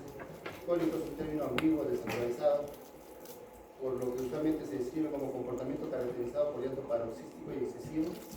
Todo esto ya les he dicho, ya les he hablado al principio del cólico de lactante, ¿no? En qué consiste y les he dado un ejemplo. Y una vez llega un papá, que me acordé, un casito, llega a la emergencia. 3:30 de la mañana. Yo había tenido un día full y me quedo en la guardia y estaba súper cansado. Y a las 3:30 de la mañana llega, ni siquiera llega la mamá, llega el papá con un bebito de 2 meses. Y para mí es curioso, ¿no? Que venga el papá. Habitualmente viene la mamá sola con su bebé o viene mamá y papá con el bebé, ¿no? Si viene un papá solo y la mamá no la veo, porque normalmente cuando uno es mamá, y eso lo saben ustedes, lo van a saber ustedes, las damas, cuando sean mamás, ¿ustedes van a prestar a sus hijos? Ni a balas, ¿sí o no? Mi hijo es mi hijo, yo voy a estar con mi hijo hasta que crezca, ¿no es así? O van a dejar a sus hijos con cualquiera. A veces ni con el papá, ¿sí o no? Llega un jovencito, como menos que ustedes, tendría pues 20 años, el chiquillo, 20 años, 21 años, y su niño lloraba y lloraba y no paraba de llorar. El residente no podía, me llama, doctor, si el niño está llorando no sé qué hacer. Me levanto, voy, evalúo al paciente, de repente puse en la amígdala, de repente tiene cólicos, le pido sus análisis, le tomo su placa normal de tórax, le pido su examen de orina normal, no está haciendo diarrea, ¿no? O sea, no hay infección urinaria, no hay diarrea, no hay tos, le ha dado su leche, no quiere, ¿no? Incluso la barriguita estaba normal, o sea, un poquito hinchadito, pero no había ruidos aumentados, nada. ¿Qué es? Y el bebé seguía llorando. Ya. Señor, descubra a su bebé. Todo, sí, señor, todo. Ya todo. Le quita toda su ropa. Había que ayudarle, como era papá, jovencito, primerizo, 2 mesecitos su bebé no sabía. Al final le empiezo a examinar y imagínense qué. ¿Por qué estaba llorando el niño? A ver, ¿quién me dice por qué está llorando el niño? A ver, pónganse a pensar. Eso es lo que es la medicina. La medicina tiene que deducir. El médico, viene un paciente, ustedes tienen que, en base a los síntomas, deducir cuál es la enfermedad, ¿no? A ver, no es difícil. ¿Ah? Tenía hambre. No, le había dado leche y no era el hambre, ya lo dije. Correcto. Me había pasado que el cabello, si quedó de leche, se había enredado cabello. Y eso ya había causado, ya estaba medio. Entonces el cólico dilatante dice, ¿no? El problema suele ser benigno y autolimitado en el tiempo. No se trata de una afección trivial, ojo, no piensen que es algo sencillo, puede ser algo grave como puede ser algo trivial, ya que ocasionalmente puede denunciar algo más serio y de largo alcance, como por ejemplo, ¿no? El enredo del cabello en el dedito. Estaba bien apretado, ya había necrosado la punta del dedo. Caballero, sacarle la hebillita o el cabellito enredado, ¿no? Ponerle un analgésico y pasarlo a traumatología. ¿Para qué? Para que le calmen el dolor, lo hospitalicen y cortarle el dedito, que al final se hizo eso. ¿No? Entonces, ojo, doctor, usted nos enseñó que el cólico del lactante puede ser algo trivial. Sí, pero también puede ser algo serio. ¿Ok? Puede ser algo serio. O sea, no se confíen. Si ustedes no saben qué diagnóstico tiene y el bebé sigue llorando, examinen de pies a cabeza. ¿Ok? Esto se debe en parte que el llanto suele ser el único síntoma de presentación y como tal no puede ser menos específico. Definición: puede ser lo describe como la regla de 3. Llanto que dura más de 3 horas al día, más de 3 días a la semana y que persiste más de 3 semanas.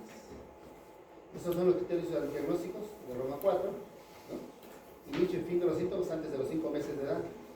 Episodios recurrentes y prolongados de llanto, queja, irritabilidad, referido por los cuidadores, sin evidencia de fallo del medro. ¿Qué es fallo del medro? Retraso ponderal. Hipoalimentación, deshidratación, ¿no? Con falta de ingesta de leche. Fiebre o enfermedad. Para fines de investigación le ponen 2 criterios más. Cuidadores relatan duración de llanto o queja 3 o más horas diarias durante 3 días o más días a la semana. Duración confirmada de 3 o más horas cuando se registra en un diario prospectivo conductual de 24 horas. Debe cumplir 4 criterios. Paroxístico. Cada episodio de cólico, entre comillas, tiene un principio y un final claro, y sin relación con lo que el niño estaba haciendo previamente. Cualitativamente diferente del llanto normal. Y esto es importante porque la mamá sabe, ¿no? Señora, ¿y por qué lo trae? ¿Por qué está llorando? ¿Y por qué lo traigo? Tu bebé llora todos los días. Sí, doctor, pero hoy su llanto es diferente. Y yo como mamá, miren, yo como mamá conozco, yo sé, doctor, cuando tiene hambre tiene una forma distinta de llorar. Cuando quiere que se le cambie el pañal, tiene otra forma. Pero hoy día está llorando distinto, es más fuerte, es más seguido, la intensidad es distinta. Y por eso le he traído. Nosotros, en base a eso, tenemos que pensar, acá hay algo raro, ¿no es así? Porque la mamá es quien mejor sabe. Entonces, el llanto muchas veces es diferente. ¿Y quién va a darnos ese dato? La mamá, ¿no? ¿O vive con nosotros el bebé?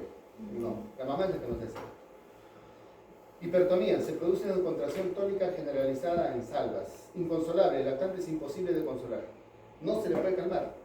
En el hospital del niño, a los R1, yo no he ido al hospital del niño, pero me cuentan mis colegas, ¿no? El doctor Pérez, por ejemplo, comenta que cuando era R1, venían las mamás por cólico de lactante y no había nada. Y lo que hacían todos los R1 les daban un bebé y paseando todo el pasadizo de la emergencia del niño. ¿Verdad? Es lo que reportan. Paseando a sus bebés, ¿no? Ya cantándoles con sonaja, no sé. Pero ven ustedes la trascendencia y cuánta cantidad de gente acude al hospital. Lima, una ciudad grande. ¿Ustedes han ido una vez a la emergencia del niño de noche? Es horrible. Peor que el hospital de día de acá, ¿no? ¿No han ido al niño? Cuéntanos a ver cómo fue. Yo le había llevado a mi primita porque se había tomado un desinfectante. ¿Ya? Sí, pero sí era bien feo porque todos entraban, salía, había niños incluso que esa vez vi a dos quemados, ¿Ya? Y a un niño así todo fracturado. Entonces, pero con huesos, pues. ¿Y qué hora era? Eran las 11 de la noche, pero nos hemos quedado hasta las 5 de la mañana del día siguiente para Ya. que devolucionen todo, pero hemos visto, o sea, no paraban de llegar. No paran de llegar, ¿no? Ajá. No paran de llegar. Es horrible, las guardias en el niño de Lima son acá. ¿Quién ha hecho guardia toda la noche? De mi grupo, todavía no, ¿no? Sí, ¿Pero se han Gabriela. quedado? Han venido y No han venido, ¿no? Yo tuve suerte porque estaba tranquila la guardia, pero hay guardias en las cuales uno no duerme. Y eso que es Huancayo, imagínense cómo es Lima, que tiene 12 millones 12 de millones. habitantes. Entonces es terrible, ¿no? Ya no quieren ser perras, ¿no? Genial, ¿no? Menos competencia para mí. Existen varios factores que proponen la aparición del cólico lactante, los factores biológicos, los gastrointestinales y los psicosociales. Dentro de los factores gastrointestinales, proteínas de leche de vaca. ¿Existe ahora niños con alergia a proteína de leche? Sí. Eso en mi época, por ejemplo, no existía. Yo tengo un hijo que tiene 34 años, mayor que ustedes. Y en aquel entonces, cuando yo iba a comprar una lata de fórmula, solamente habían dos marcas, NAN y S26. Punto. Eso era lo que se veía en la farmacia. Ahora, ¿cómo se ve en la farmacia? Primero hay Similac, Famil, Blimil, Alula, NAN, el de Icafarma, ¿cómo se llama esto? Babylac, ¿no? Hay como 6, 7 marcas. Y cada marca tiene sin lactosa, antirreflujo, antiestreñimiento, confort, ¿no? Hidrolizado, de arroz, de soya, ¿no? O sea, hay de todo. ¿Y por qué? Si en aquella época solamente había 2 leches. Porque ahora hay como más de 50 formulaciones diferentes. Estamos descubriendo. Porque están empezando a aparecer intolerancia a lactosa, azúcar, madurez intestinal, motilidad intestinal, microflora fecal, ¿no? Existen los niños que tienen, incluso hasta si han nacido por parto por cesárea o parto natural, ¿no? Y ya sabemos ustedes, y eso ya está demostrado, que aquel niño que nace por parto vaginal, ¿no? Va a utilizar como precursores para su flora intestinal la flora bacteriana de la vagina de la mamá, que es más resistente, que es más fuerte, que le provee mejor defensa. Mientras que si nace por cesárea, ¿cuál va a ser el precursor que va a usar el bebé para formar su flora intestinal? La flora que está en las sábanas, en esa hoja, en la piel y en esa tela de color verde que usamos en sala de operaciones. La verdad, no servían, ¿cierto? ¿No? Entonces, quienes han nacido por parto vaginal tienen ventaja. A ver, no pregunto mejor quienes han nacido por cesárea. Ya no pregunto ya. Y es cierto, la ciencia está demostrando de que los niños que nacen por parto vaginal tienen mejor microbiota que los niños que nacen por cesárea. Así que, ¿qué tienen que promover ustedes? Promover el parto vaginal entre sus pacientes. Y también, ¿no? Entre sus familias, cuando sean papás, sean mamás, proponer el parto vaginal porque es el mejor, ¿no? Factores biológicos, técnicas de alimentación, desregulación de la actividad motora intestinal, aumento de la serotonina, ¿no? Todos factores biológicos que contribuyen a la aparición del cólico de lactante. El tabaquismo materno. ¿O sea, doctor, que si la mamá fuma, puede haber el cólico de lactante en su bebé? Claro que sí, ¿no? Esto ya está demostrado. Si no lo sabían, ya lo saben ahora. Factores psicosociales, comportamiento del niño. Perdón. En resumen, podemos decir que la causa del cólico de lactante es desconocida. La causa, la etiología. Probablemente sea una interacción compleja de varios factores predisponentes como hábitos alimentarios, ciertos alimentos como la proteína de leche de vaca, microflora intestinal y la exposición a nicotina. En el fondo no se ha descubierto, pero sí, ya se habló del parto vaginal, parto cesárea, de la microbiota, que cada vez está tomando mayor importancia, ¿no? Y la exposición a la nicotina materna. Entonces, muy claro, vamos a estar después atentos y hacer el seguimiento al Roma 5, ¿no? Y yo espero de que nos traiga cositas más interesantes que el Roma 4. Diagnóstico y tratamiento, bueno, este es un algoritmo, historia clínica de examen físico, llanto de comienzo agudo, sí, considerar meningitis, infección, otitis media, ¿no? Cuando el niño llega a la emergencia. Considerar el aumento de la presión intracraneana, de repente tiene un tumorcito, miren, hasta eso se considera. Cuerpo extraño, una ablación de la córnea, hernia inguinal estrangulada, revisar bien la ingle, ¿no? Torniquete en dedos, ¿no? De manos o pies con pelo o hilo. Lo que acabamos de mencionar y les comenté el casito que vimos, que pasó en nuestro hospital. Historia clínica, examen físico, vómitos, diarrea, eczema, falla del crecimiento, dificultad en la alimentación. ¿Tiene eso? Sí. Entonces, estoy pensando que puede ser una alergia a la proteína de leche de vaca o una enfermedad por reflujo. Y aquí hay que hacer la prueba con fórmula hipoalergénica o la dieta materna sin lácteos. Con eso se cura. Pero si el niño viene con, o no tiene vómitos, diarrea, viene con cólico dilatante, no tiene vómitos, no tiene diarrea, no hay nada de esto, puedo pensar en una enfermedad orgánica improbable. El bebé está cansado, el bebé está con hambre, empiezo a preguntar. El bebé es incapaz de autocalmarse, disquesia, ¿no? Porque puedo pensar en una disquesia, ¿no? Pero ¿qué cosa hay que hacer? Educar sobre el sueño normal y llanto, educar sobre las técnicas de asentamiento, maximizar el apoyo a los padres y combinar seguimiento así. Es decir, hablarle a los padres y explicarles bien y darles confianza. Si van a ir a ustedes como médicos, y ustedes lo único que hacen es llamarles la atención y no darles confianza, pobrecitos papás, sobre todo si son primerizos, van a terminar ¿qué? Deprimidos. Pero ¿qué es lo que hay que hacer? Estimularlos, ¿no? Darles confianza, decirles que todo va a estar bien y que cualquier cosa están ustedes para apoyarlos. Simplemente el hecho de decirles eso, así ustedes no estén apoyando, pues de repente se van de vacaciones, no sé, ¿no? O no quieren atenderlos, pero el simple hecho de decirles eso hace que los papás se empoderen y estén más al pendiente y más al cuidado de sus hijos, ¿no? Y eso los hace ser mejores papás y a ustedes mejores médicos.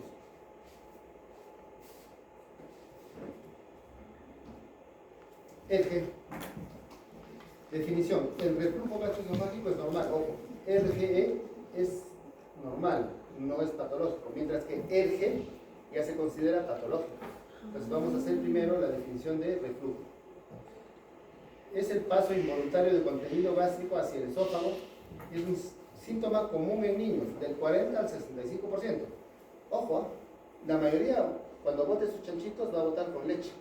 Y eso es normal hasta en el 60%, a 65% de los casos, perdón. Y causa de gran número de consultas médicas.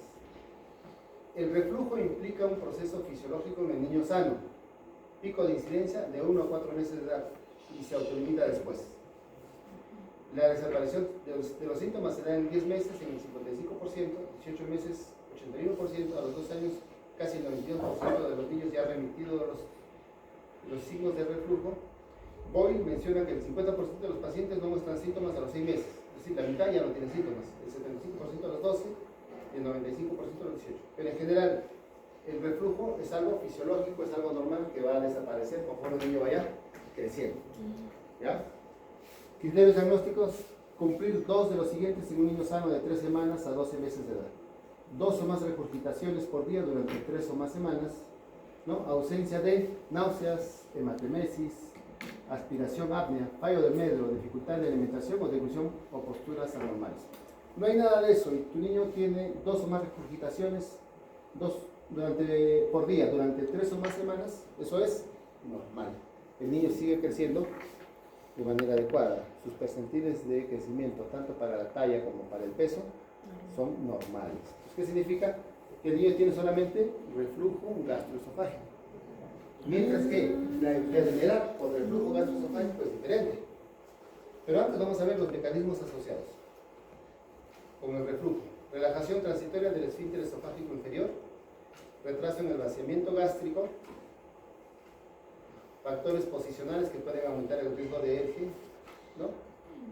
Siendo la relajación transitoria del esfínter esofágico inferior el mecanismo más asociado y son causadas por la distensión abdominal, y este reflejo está mediado por fibras aferentes vagales del tracto solitario y las neuronas vagales aferentes.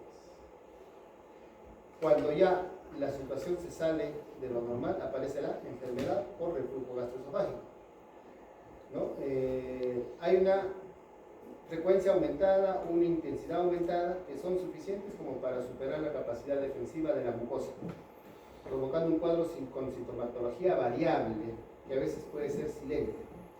Muchas veces provoca esofagitis el 0,5% o estenosis esofágica el 0,1%. Es importante identificar y saber diferenciar entre reflujo gastroesofágico y enfermedad por reflujo gastroesofágico. ¿Por qué? Porque un reflujo gastroesofágico no requiere tratamiento. A veces viene el papá, la mamá, doctor, mi niño bota siempre sus chanchitos, hasta por la nariz sale la leche. Pero a ver, tú lo pesas, ves la curva de crecimiento, lo tallas, ves la curva de crecimiento y te das cuenta que todo está normal, ¿no? ¿Sabe qué, señor? Su hijo no tiene nada, es parte de su desarrollo, es normal. Cuando ya se habla de enfermedad por reflujo, cuando ya primero el crecimiento se altera, tanto en talla como en peso, ¿no? Y dos, aparecen pues complicaciones como esofagitis, estenosis esofágica, ¿no? Etc. Acá están las diferencias más importantes entre el reflujo gastroesofágico y enfermedad por reflujo. El ERGE, o sea la enfermedad, es un proceso patológico con manifestaciones clínicas. Uno de 300 niños en Estados Unidos, Nelson, o sea, el que hizo el libro del Tratado de Nelson, de la pediatría de Nelson, menciona de que hay una incidencia del 2 al 7%. Se ha observado mayor prevalencia en niños con historia de atresia esofágica, disfunción neurológica o hernia hiatal, ¿no? Y ha sido asociado con bronquitis crónica y bronquiectasia. Miren ustedes, el reflujo, dice regurgitación con ganancia de peso normal, sin presencia de signos y síntomas de esofagitis, sin síntomas respiratorios significativos, sin signos neurológicos. Mientras que la enfermedad por reflujo gastroesofágico hay regurgitación con poca ganancia de peso, irritabilidad persistente, dolor torácico, disfagia, pirosis, hematemesis, anemia ferropénica, apnea, cianosis, sibilancias, neumonías a repetición, ¿no? Recurrentes o por aspiración, tos crónica, estridor y síndrome de Sandífer, que es hiperextensión anormal del cuello. Manifestaciones clínicas de alergia, ¿no? Regurgitación recurrente como sin vómito, pérdida de peso, poco aumento de irritabilidad, comportamiento reflexivo, acidez, dolor torácico.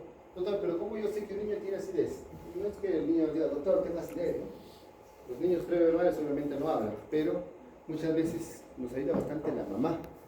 Porque muchos se habían preguntado, cuando llevamos pediatría, ¿cómo será? ¿Cómo hacen los pediatras para curar a los niños si los niños no hablan? Si los niños no entran al consultorio, doctor, tengo cefalea, ¿no?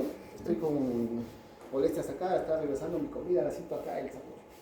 Los niños no hacen eso. Aún así un niño grande de 5 años no te va a decir eso. ¿Y cómo hacemos los pediatras para curarlos? Muchas veces inferimos gran parte de los síntomas, pero nosotros siempre nos basamos en ¿qué? En la información que nos da la mamá, ¿no? Dentro de todos los médicos que hay y de todas las especialidades, los que más tenemos que inferir y dilucidar o volvernos investigadores, ¿no? Para tratar de sacar el diagnóstico somos los internistas en primer lugar y los pediatras, ¿no? Generalmente los cirujanos solamente cortan nomás, ¿no? Abren, sacan vesículas, sacan apéndice, no sé. Los ginecólogos también por ahí, ¿no? Que también infieren un poco, pero ¿quiénes son los filósofos, entre comillas, ¿no? Porque así dicen, ¿no? Los cirujanos a los clínicos les dicen filósofos, ¿no? Y los clínicos a los cirujanos, ¿cómo le dicen? Tienen 2 neuronas nomás, dicen, ¿no? Claro, una para abrir y otra para cerrar, ¿no? Ustedes saben eso, ¿no? Ustedes han sido testigos de las bromas que se hacen entre especialidades, ¿no? Eso no es de ahora, ¿sí? Pero vean ustedes entonces cuántas cosas, cuántos síntomas podemos tener, ¿no? Y cuántos signos pueden aparecer para hacer diagnóstico de ED. El diagnóstico se basa sobre 2 pilares. 1, la historia clínica y 2, las pruebas complementarias. Es importante diferenciar estas 2 situaciones. Los niños que regurgitan con frecuencia, pero que llevan una adecuada ganancia ponderal y no tienen síntomas de complicaciones, que son los niños, entre comillas, sanos, no tienen enfermedad por reflujo, Y los niños con regurgitaciones o vómitos que además tienen una curva de peso estacionario o descendente y otros síntomas sugestivos de complicaciones de reflujo. El reflujo fisiológico, ¿no? Es un problema de inmadurez fisiológica cardioatal. Así como no hay lactasa, ¿no? Así como hay deficiencia de movimientos peristálticos porque el intestino del bebé recién está en proceso de maduración, también puede haber, ¿no?, inmadurez fisiológica cardioatal, es decir, a nivel del esfínter esofágico inferior, que puede estar todavía maduro y no puede tapar, ¿no? Por ejemplo, acá muchachos que ha tomado desayuno, ¿no?, lo cogemos, ¿no?, decidimos atraparlo y lo colgamos de ambos pies, de acá, de la cuerda. ¿Se le va a salir el alimento? No. No, ¿por qué? Porque ¿qué va a evitar eso? Su esfínter esofágico inferior, que va a estar bien contraído, bien cerrado, y no va a regresar la comida. Lo que no ocurre en un bebé. Ya lo dije por qué, y lo vuelvo a repetir, por inmadurez del tubo digestivo a esa edad, ¿no? Ya cuando esto madura más, cuando ya el niño crece, completa la maduración, el esfínter se hace más hermético, el cerrado se hace más eficiente, y el niño ya no va a volver a devolver, ¿no?, a regurgitar o a regresar la comida. Entonces, son importantes las recomendaciones dietéticas y posturales. Muchas veces, ¿qué cosa indicamos nosotros? Que el niño duerma ¿de dónde? ¿Del lado izquierdo o del lado derecho?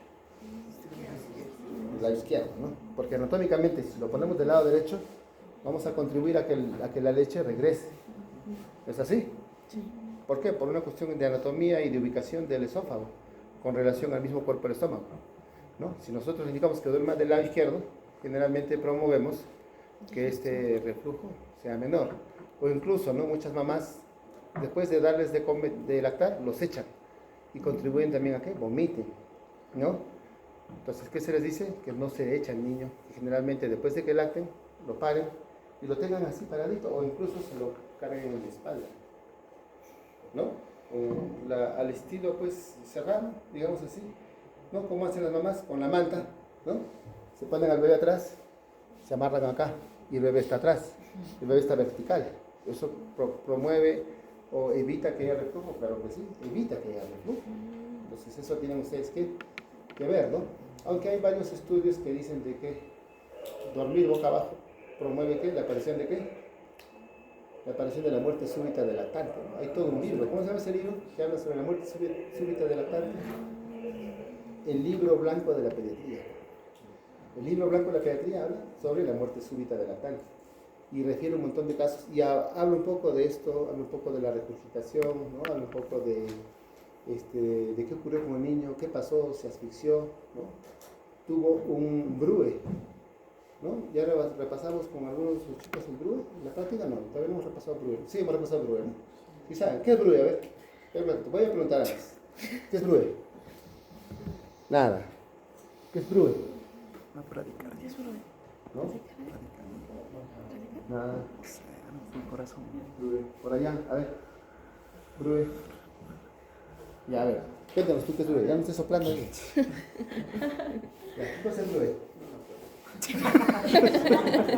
Nos vamos a acordar de los pies, ¿ya? Sí, Terminando la clase, por favor. Ya se van a acordar. Cuéntanos, ¿qué es Brue? Es un evento inexplicado, rápido y corto, donde el lactante va a presentar una coloración cianótica por menos de un minuto cuando llore o haga algún tipo de esfuerzo. Y que después de que eso pasa, el niño está normal. Viene a la emergencia, doctor, ¿por qué no te dice, puedes tomar, mijito? Hace media hora casi se me muere, doctor, porque se puso azul, se puso lánguido, no respiraba, no reaccionaba. Yo lo único que hice fue cargarlo, le presioné el pechito, no sé qué hice y luego de unos segundos pasó. Lo trae al niño, tú lo examinas, no tiene nada. Le pides todos los análisis que puedas, no hay nada. Revisa sus deditos, de repente hay un pelito enredado, no hay nada. ¿Qué es? Eso se llama BRUE, ¿no? Es un evento que tuvo el niño, que duró, como dice su compañera, menos de un minuto. ¿Puso en riesgo su vida? Sí, puso en riesgo su vida. Pudo haberse quedado ahí, pudo haber hecho paro respiratorio, paro cardiorrespiratorio, pero que después desaparece. Cuando les llega un niño así, ¿qué se hace? Se hospitaliza al niño para observarlo 24 horas. Se le pide todos los análisis, ¿no? Examen de orina, examen de heces, hemograma completo, reactantes de fase aguda, etcétera, ¿no? Placa de tórax, por si hubo posibilidad de que se haya aspirado, todo eso. Y si todo está normal en 24 horas, le doy el alta con recomendación a la mamá. Pero eso, BRUE, por ejemplo, es algo que a ustedes les va a pasar y que muchos no saben ahora, ¿no? Ahora ya saben ustedes qué cosa es un BRUE. Así que por favor lean porque puede venir el examen, ¿no?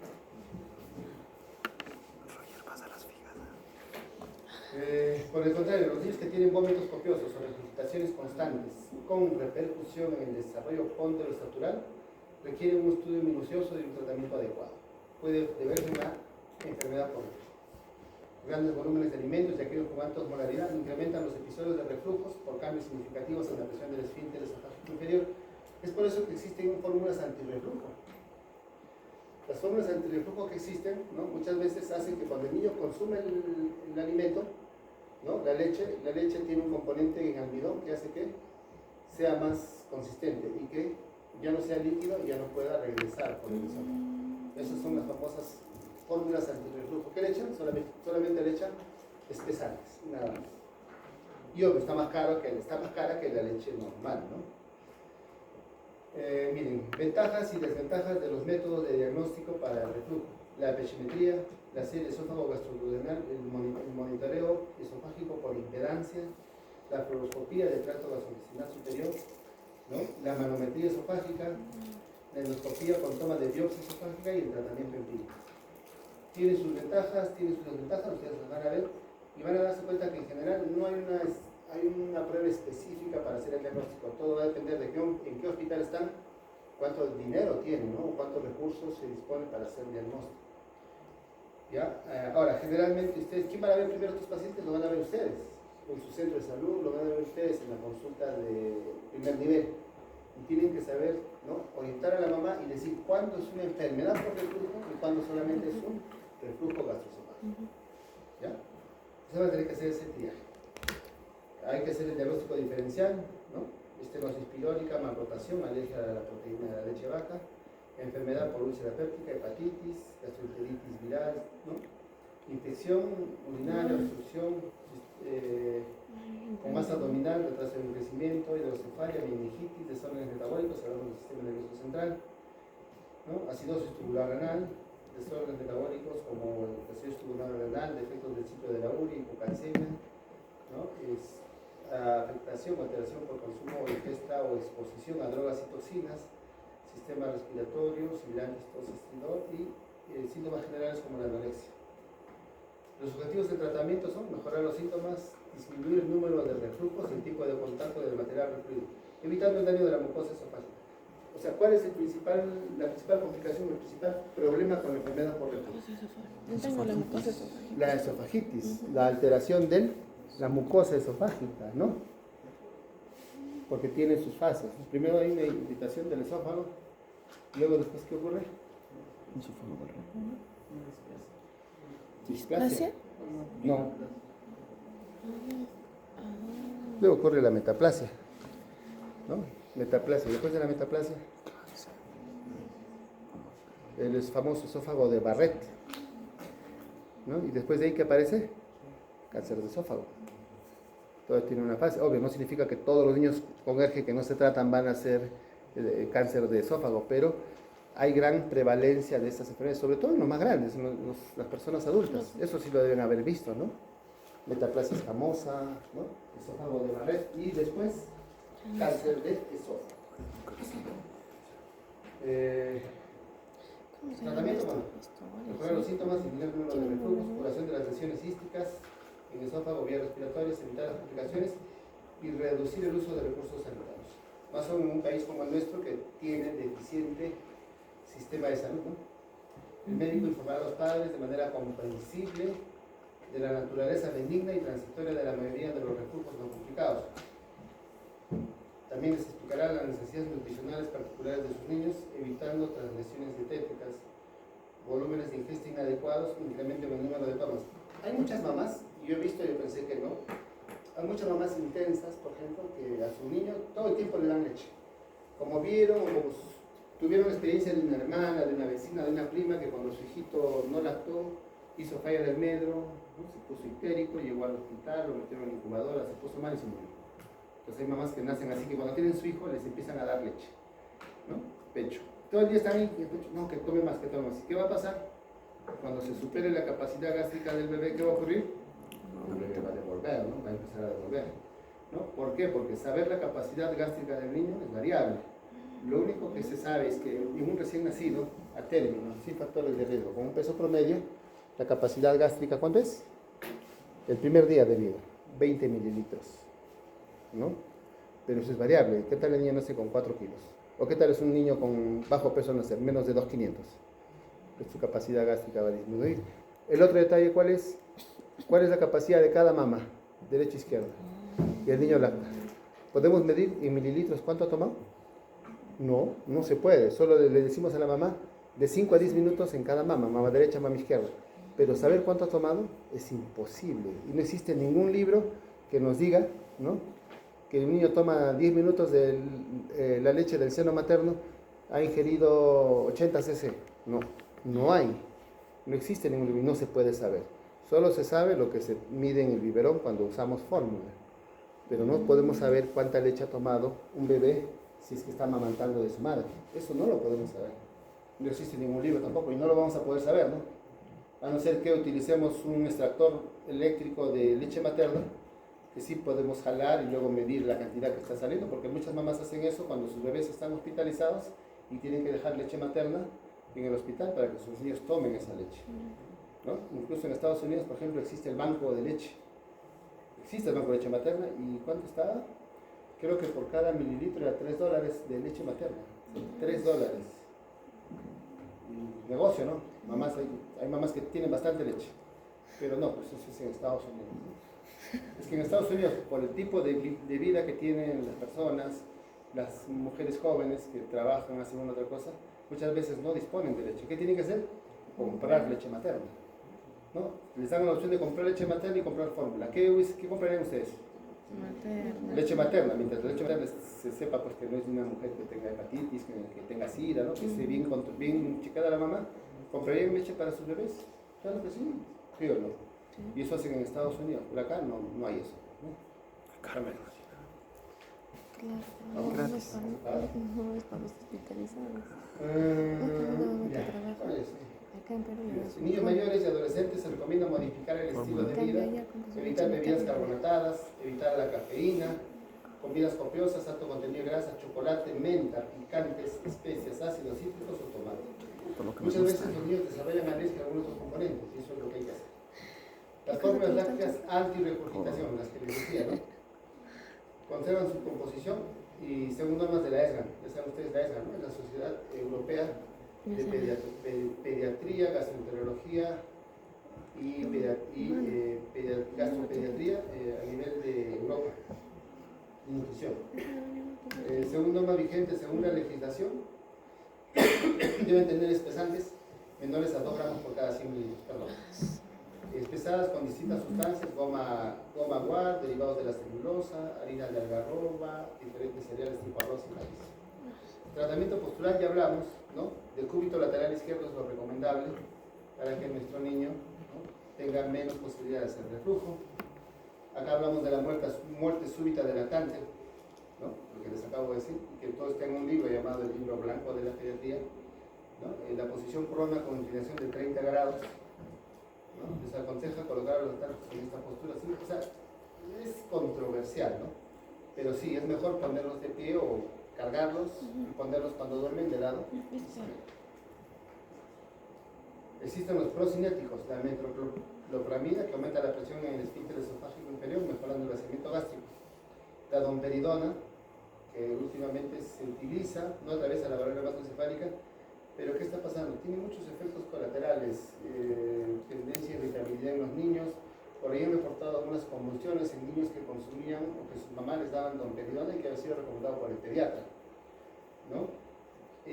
Ustedes han revisado en la parte de adultos, existen procinéticos como la cisaprida, la mosaprida, ¿no?, que se utiliza en adultos. En los niños generalmente esto no se utiliza. ¿Por qué? Porque se ha encontrado que la cisaprida, por ejemplo, provoca, ¿qué cosa?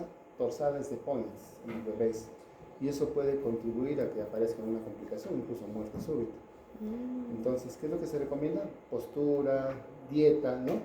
Y por lo que vamos a ver, ¿no? El uso de inhibidores de bomba de protones. Vamos, cisaprida aumenta la presión esfínteres esofágico inferior, disminuye los ocupes respiratorios, existe controversia por su eficacia. Se han reportado efectos cardíacos adversos cuando es combinada con azoles o macrólidos, que está prohibida en algunos países. Por ejemplo, la cisaprida y en Perú ya no hay. Usted revisa, no sé, pero al menos en pediatría no usamos. Cisaprida yo he querido buscar para adultos, no he encontrado. ¿Por qué? Por este detalle de los efectos cardíacos adversos, las torsadas de Points, ¿no? Que puede condicionar algún problema serio en el paciente adulto que ya de por sí puede tener algún trastorno cardiovascular de fondo. Antes se utilizaba el famoso Tagamet, que era la cimetidina, que ya no existe, está descontinuado, que son los antagonistas de los receptores H2, la famotidina, que tampoco hay, la nisatidina, que no hay, la ranitidina, que últimamente ha sido retirada del mercado, ¿no? Por los efectos secundarios que han sido reportados. Entonces, ¿qué es lo que más se usa en el caso de los pacientes pediátricos? Los inhibidores de bomba. Es omeprazol, lansoprazol, miren ustedes, a partir del año, ¿no? Acá nos indican la dosis y acá nos dan los efectos adversos: dolor de cabeza, diarrea, dolor abdominal, náuseas, somnolencia con el omeprazol y en parte también con lansoprazol. El omeprazol, que es el más conocido, ustedes ya lo saben, incluso lo han tomado probablemente el omeprazol en algún momento, ¿no? Acá habla de la dosis, menos 10 kilos, 5 miligramos al día, y que puede reportar eventos relacionados al sistema respiratorio: fiebre, dolor de cabeza, dolor abdominal, náuseas, diarrea, vómito y flatulencia. Un reciente estudio con omeprazol salió, ¿no? Donde indicaba que el consumo de omeprazol, ¿qué va a producir? Disminución de la secreción ácida. Al disminuir la secreción ácida, ¿qué va a pasar? El pH se va a alterar. ¿Y qué es lo que ha encontrado este estudio? De que cuando se toma mucho omeprazol, ojo, omeprazol, que ustedes lo conocen y de repente están tomando, baja el pH, ¿no? Y al bajar el pH se hace más ácido. Y al hacer, sube el pH, sube el pH. Al hacerse menos ácido, se hace más básico, y más básico sube el pH. Disculpen, me corrijo. Y al hacerse más básico, proliferan unas bacterias llamadas fusobacterias. Y las fusobacterias se han estudiado y se han relacionado con la presencia de cáncer de colon. Entonces, si están tomando omeprazol, no abusen de él, y si no toman, mejor. Y si lo recetan menos, mejor. ¿Ok? ¿De acuerdo? ¿Ya? Pantoprazol, que también existe, ¿no? Nexium, Protonix, Rabeprazol también existe en nuestras farmacias. Yo he visto. El algoritmo para el manejo de la alergia, ¿no? Reflujo gastroesofágico habitual, niño feliz. Siguen exámenes complementarios, tratamiento. Puede ser postural, consejos generales, consejos dietéticos y fórmulas antirreflujo, que puede estar en controversia. ¿Ya? Si tenemos un reflujo gastroesofágico típico, con pirosis, inmovilidad, trastorno del sueño y falla del medro, podemos hacer una pH-metría con impedancia. Y podemos darle como tratamiento inhibidores de bomba, tratamiento dietético y postural. Si tenemos ya un eje atípico por este lado, ¿no? Con síntomas respiratorios, con apnea, con alce, casi sin brude, alce esencial, ahora se dice brude. ¿Ya? O sea, niños con un brude, con encefalopatía, podemos pensar que está haciendo un reflujo. Sí, porque un niño que tuvo un evento inexplicado de menos de un minuto, donde hizo cianosis, donde hizo baja la saturación, ¿no? Puede haber tenido una aspiración, ¿sí? Puede haber sido una broncoaspiración, ¿no? Entonces puedo sospechar yo que podría tratarse de una neumonía aspirativa. Pero si mi niño ha tenido eso, ¿no? Él dice ALTE, es el antiguo nombre de Brue. ¿Qué tengo que hacer? Inhibidores de bomba, no lo sé. Le hago una pH-metría con impedancia o con endoscopía. ¿Y qué cosa he dicho? Inhibidores de bomba. Si es que confirmo que en este niño que tuvo Brue, ¿no? La pH-metría me salió que era una enfermedad por reflujo, por insuficiencia del esfínter esofágico inferior.